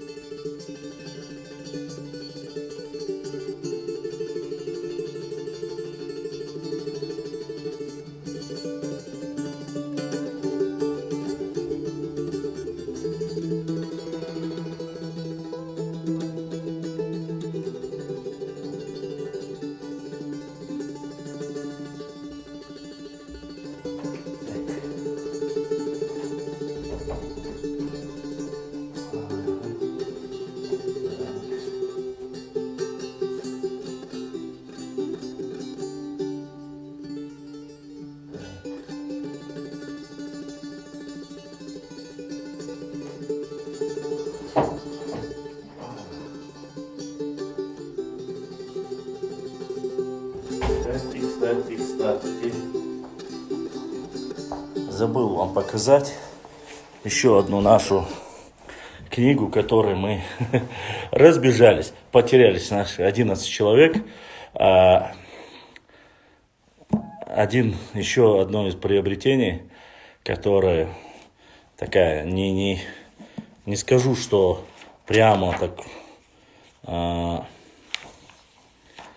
как говорится, доступная у каждого человека, не скажу, но есть очень интересная книга, которую мы тоже достали для нашей работы. Я вам говорил всегда, когда вы отправляете в поддержку нашего канала, мы приобретаем те или иные. Вот еще одна книга, такая зеленая, мой любимый цвет. Депортация чеченского народа. Факты, свидетельства, документы. То есть здесь все, чтобы было понятно, там в начале уже указы, когда депортирован, и дальше идут одни сплошные документы. На каждой странице фактически о товарищу Чернышову, там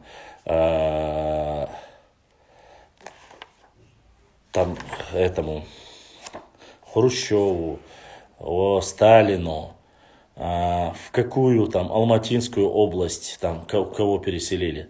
Допустим, Малаев, Рашидов, Хасанов, Гайрбеков, Казалиев, ну и так далее, Дакаев, с такими фамилиями. Вот такой вот тоже мы достали, купили. Конечно же, купили. Целый сборник документов. Все они в основном архивные документы. Книга состоит из... Так, сейчас мы скажем. 732 страницы.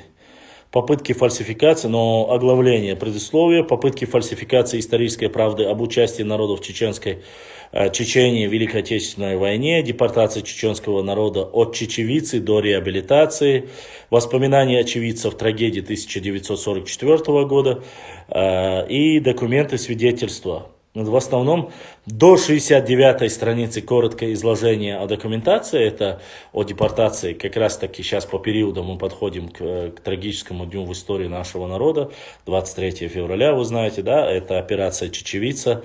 Еще раз, чтобы было понятно, операция называлась «Чечевица», не «Ингувица», не «Ингушетица» и так далее и тому подобное. То сейчас же любят говорить, что депортации ингушско-чеченского народа, некоторые люди. Но хочу огорчить, на самом деле было немножко иначе. Вот такая вот книга, с которыми я тоже хотел с вами. «Черный февраль», очень мне понравилась книга. «Черный февраль» мне в электронном виде прислали, у меня самой книги нету.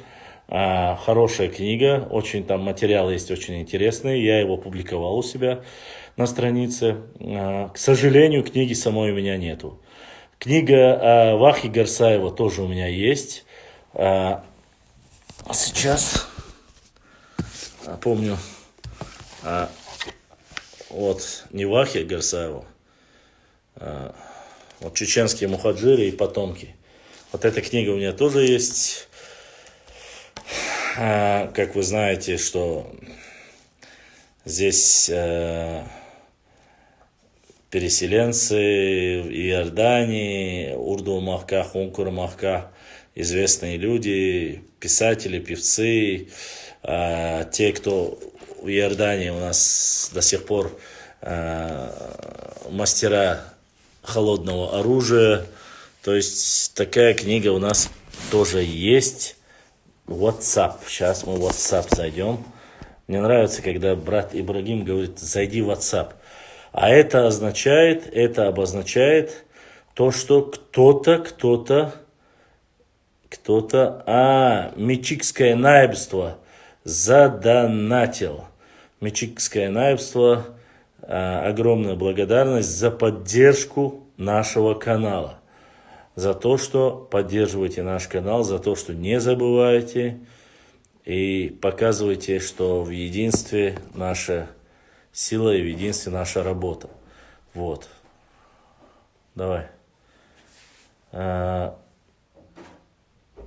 Так. Что у нас еще? Ибрahim, есть вопросы по оттуда, по Ютубу?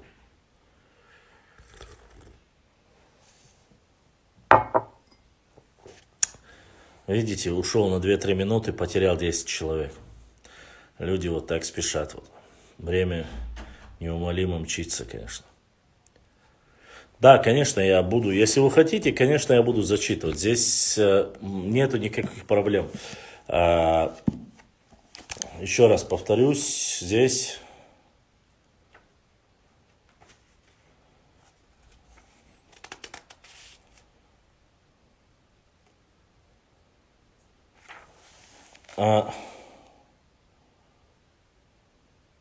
Допустим,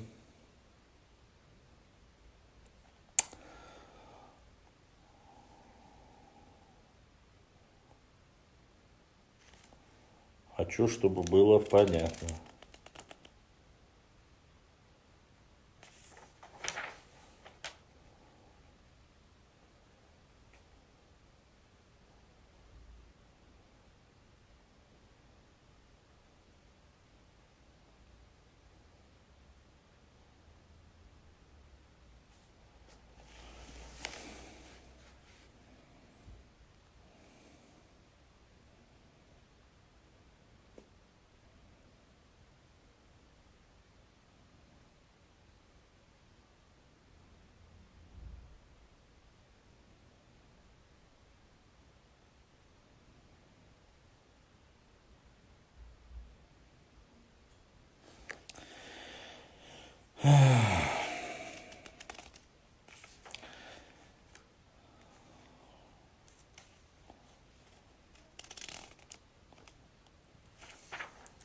Вы не представляете, мы ниже поименованного народа, почетнейшие люди, положили персты свои печати в том, что данные нами генералу Дель Поццо обязательный акт в 20 статьях мы должны исполнять свою и ненарушимо быть в вечном подданстве великого российского государя императора Александра Павловича, наследника его, который назначен будет нами или кем из общества нашего, тому противно, тогда образуемся мы ответствовать по силе того же акта, заключение через всемогущего и так далее.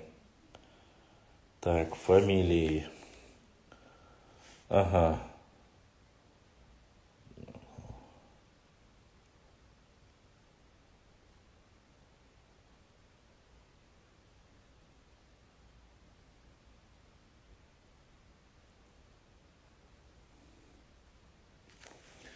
Интересно. Руслан Битоков. Башлам, ты обещал про договор Таймиева с адыгами рассказать. А где же я его? Обещал, да. Руслан, ты напомнил его. Сейчас мы не у себя, как имеется в виду, не на нашей базе. Надо мне посмотреть, где-то он у меня был. Где-то он у меня был, и я обязательно его зачитаю. Так. Хорошо, что ты напомнил. Просто вы пропадаете, постановление о дате единения в связи с обращением Республиканской научной конференции по вопросу об основании исторической даты единения Ингушетии и России и в особо значимости ее народа Ингушетии устанавливается мы единение Ингушетии. Также заседание представленных материалов Народного собрания Республики постановляет признать 17 марта, 4 марта по старому стилю 1770 года датой единения Ингушетии с Россией. Сокалов. Это документы, которые здесь есть. Советами постановляют установить в качестве временной меры, что пригородный район Северно-Остинской АССР не подлежат прописке граждане, вновь прибывшие на постановление жителей, за исключением лиц, указанных в пункте 1. Это который запрет, документ на запрет селения ингушей в пригородном районе. Здесь председатель Совет министров СССР Тихонов и Смертюков. Вот, это первое. Второе. не подлежит прописке в пригородном районе Северо-Осетинской ССР, лица, подлежащие так. Третье. Оформление договоров купли-продажи между мены и дарения жилых домов, части домов, принадлежавших гражданам на праве личной собственности в пригородном районе Северо-Осетинской ССР, производится в установленном законом порядке. Это постановление. Оно тоже здесь есть. Так.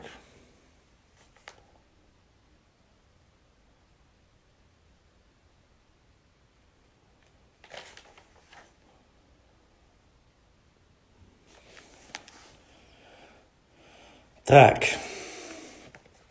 я хотел вам один момент здесь зачитать, буквально. Прокламация князя А.И. Борятинского, Александр Иванович Борятинский, 14 число, 05 месяц, 1815-1879, князь, генерал-фельдмаршал. Практически вся карьера Борятинского прошла на Кавказе.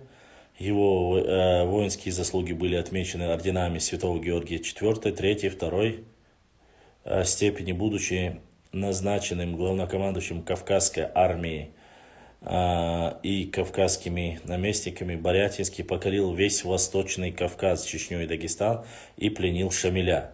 В отличие от предшественников, победы князю дались малой кровью, так как он не полагался слепо на военную силу и учитывал обычаи горцев. Умело играл на противоречиях в их среде, стремился дать им шанс в мирной жизни. Не случайно победитель и пленник относились с уважением друг к другу. По своей прокламации в своей прокламации чеченскому народу в 1860 году. Башлам, ты не читал книги Подканова? Подканова у меня нету. Какие-то материалы Подканова я читал, а самой книги у меня нету. Так, вот, я желаю Борятинского прокламации. Борятинский провозглашал: я желаю, чтобы вы воспользовались спокойной жизнью. Отныне все силы ваши, которые столько лет тратили на разоряющую вас войну, обратить к мирным занятиям, как то к разработке полей, к ремеслам, к торговле. Не имейте более никаких опасений и сомнений насчет вашей будущности. Вы отныне должны быть убеждены, что ваша вера, ваша собственность и ваши обычаи остаются неприкосновенными. Один только обычай кровомщения, как противный Богу и наносящий неисправимый вред лицам, должен быть уничтожен между вами. Каждый из вас, совершивший убийство вследствие Канлы, будет судим по русским законам и подвергнут наказанию по определению. Прокламация. Это во время Борятинского, те самые прокламации, которые раздавались всем чеченцам. При окончательном покорении Чечни и Дагестана я объявил, уже вам известно, что император Всероссийский в бесконечной милости своей великодушно даровал прощение чеченскому народу на все враждебные его действия против нас. Это прокламация Борятинского. Против нас на протяжении более 20 лет за пролитую кровь русских, за вред и убытки, причиненные нам во время войны. Подтверждаю ныне письменно мои слова и объявляю снова, что все случившееся в продолжение этой бедственной для народа войны должно быть забыто навсегда. Отныне его императорское величество, распространяя на вас свою благость и попечение, наравне с другими своими подданными, дарует вам следующие милости. Каждый из вас может свободно отправлять свою веру, и никто не будет вам препятствовать исполнять обряды ее. От вас никогда не будут требовать рекрута, никогда не обратят вас в казаков. все земли, леса на плоскости, где жил чеченский народ, до возмущения 1839 года будут отданы вам в вечное владение. Исключение тех, которые заняты под укрепление принадлежавших к ним плоскостями.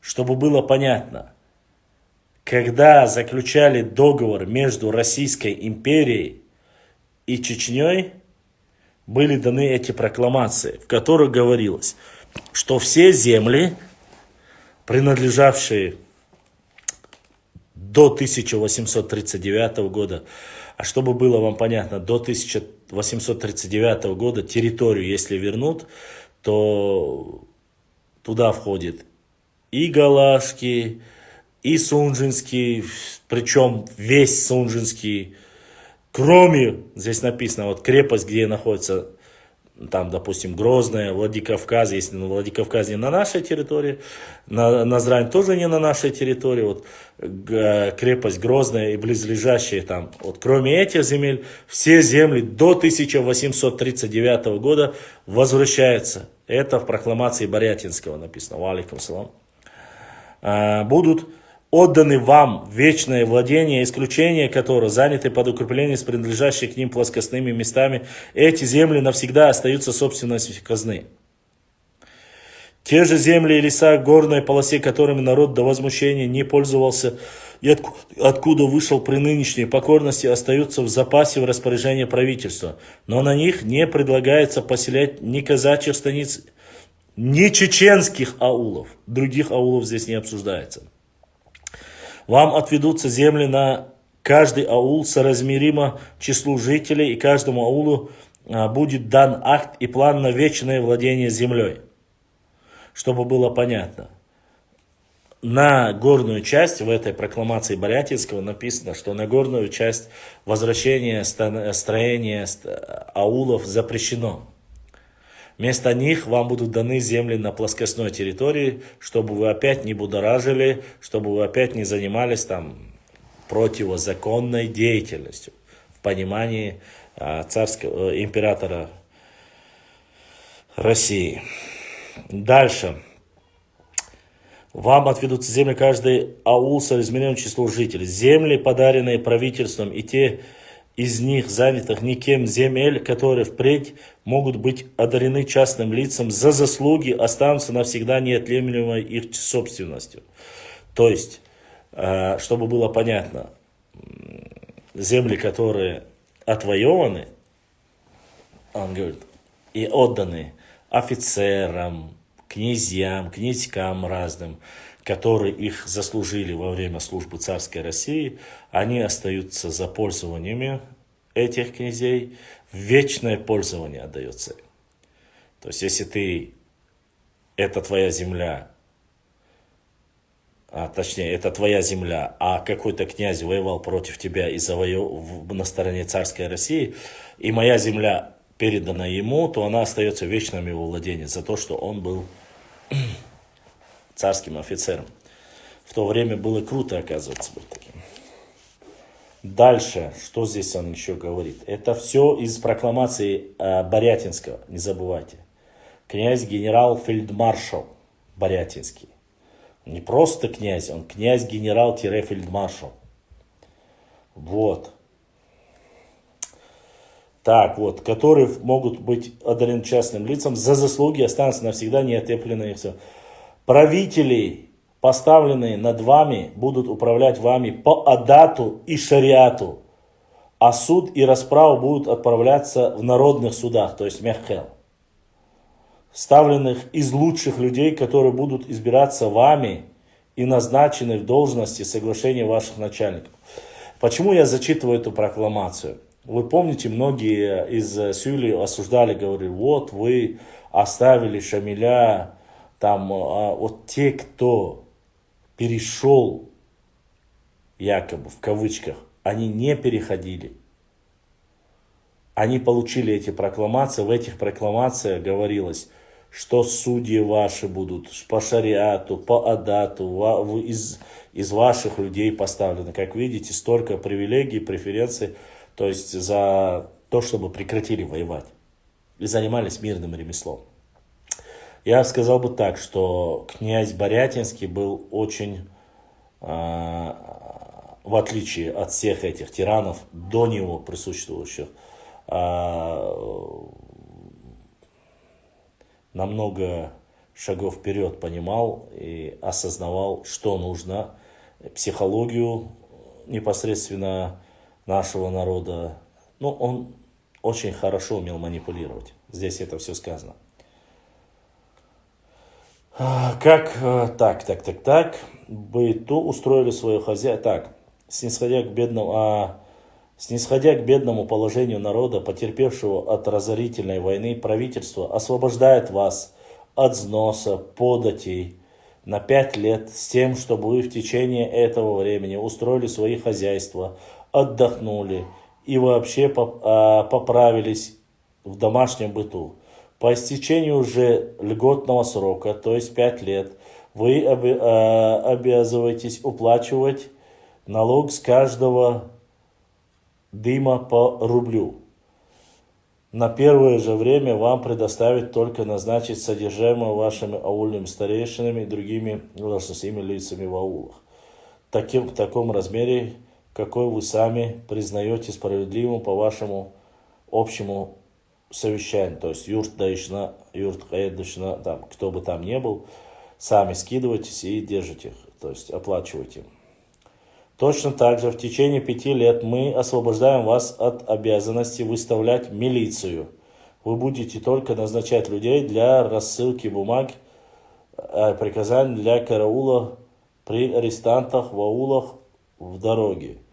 Когда же придут льготная дата, то вместе с назначенными людей каждый раз по особому требованию вы обязываетесь выставлять постановленное распоряжение ваших начальников не более как по одному конно вооруженному человеку с каждых 100 сажен, но на полном содержании обществ, наймом или по очереди, как вы сами найдете себе по общему совещанию лучше. Эти люди будут постоянно находиться при ваших начальниках для рассылок, для караулов, при арестантах и для поддержания порядка спокойствия в крае. Объявляя вам эти милости, я желаю, чтобы вы воспользовались спокойной жизнью. Тогда каждому, кто же пожелает, может заниматься ремеслом.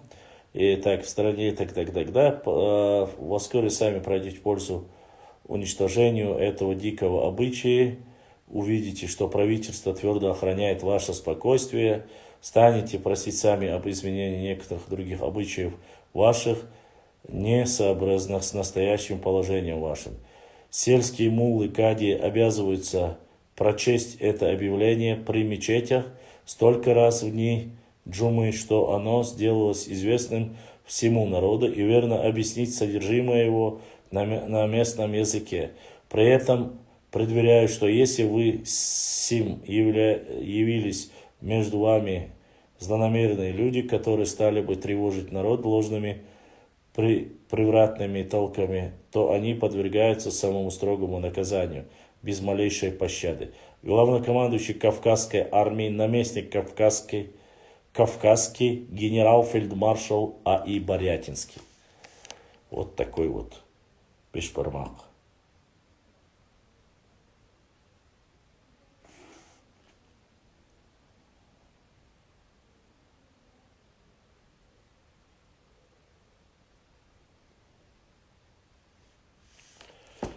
Там есть еще ряд материалов, в котором запрещается рубить лес и так далее, и так далее. И так далее, и так далее, и так далее. Вот такие вот дела, господа хорошие.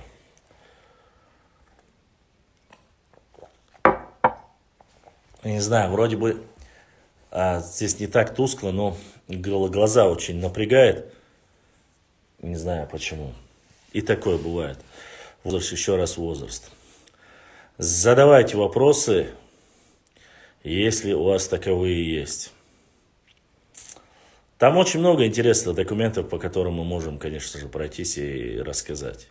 Любые документы, честно сказать. Вот в этих книгах разных, которые у меня есть те документы, которые нам необходимы, которые мы сидим, обсуждаем, которые некоторые люди пытаются, дельпоцевского происхождения, пытаются сегодня рассказать нам о нашем происхождении. Вот.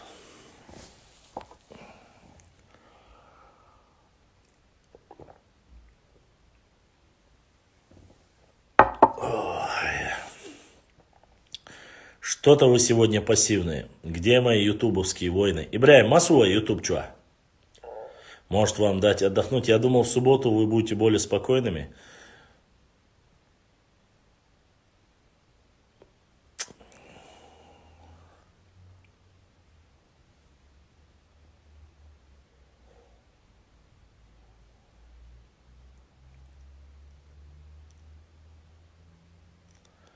Мертвые с косами, говорю, стоять, а вокруг тишина.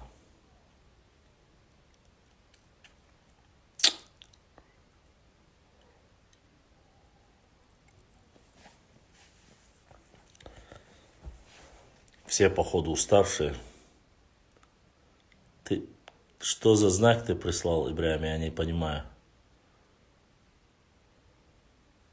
Или это цифра?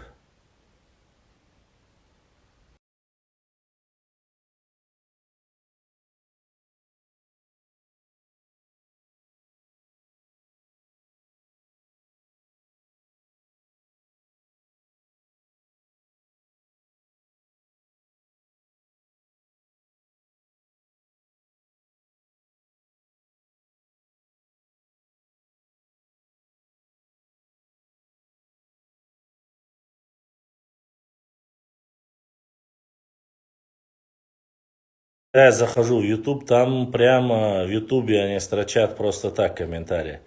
Я захожу через Instagram специально, чтобы, в надежде, чтобы и Instagram, и Facebook все могли одновременно зайти. Но, как видно, сегодня мои войны несокрушительные устали. Если есть вопросы, если что-то вам интересно, спрашивайте, задавайте непосредственно. Да, нет, послушай. Но в этой книге, опять же, еще раз, каждый документ, который я зачитал, акт Борятинский,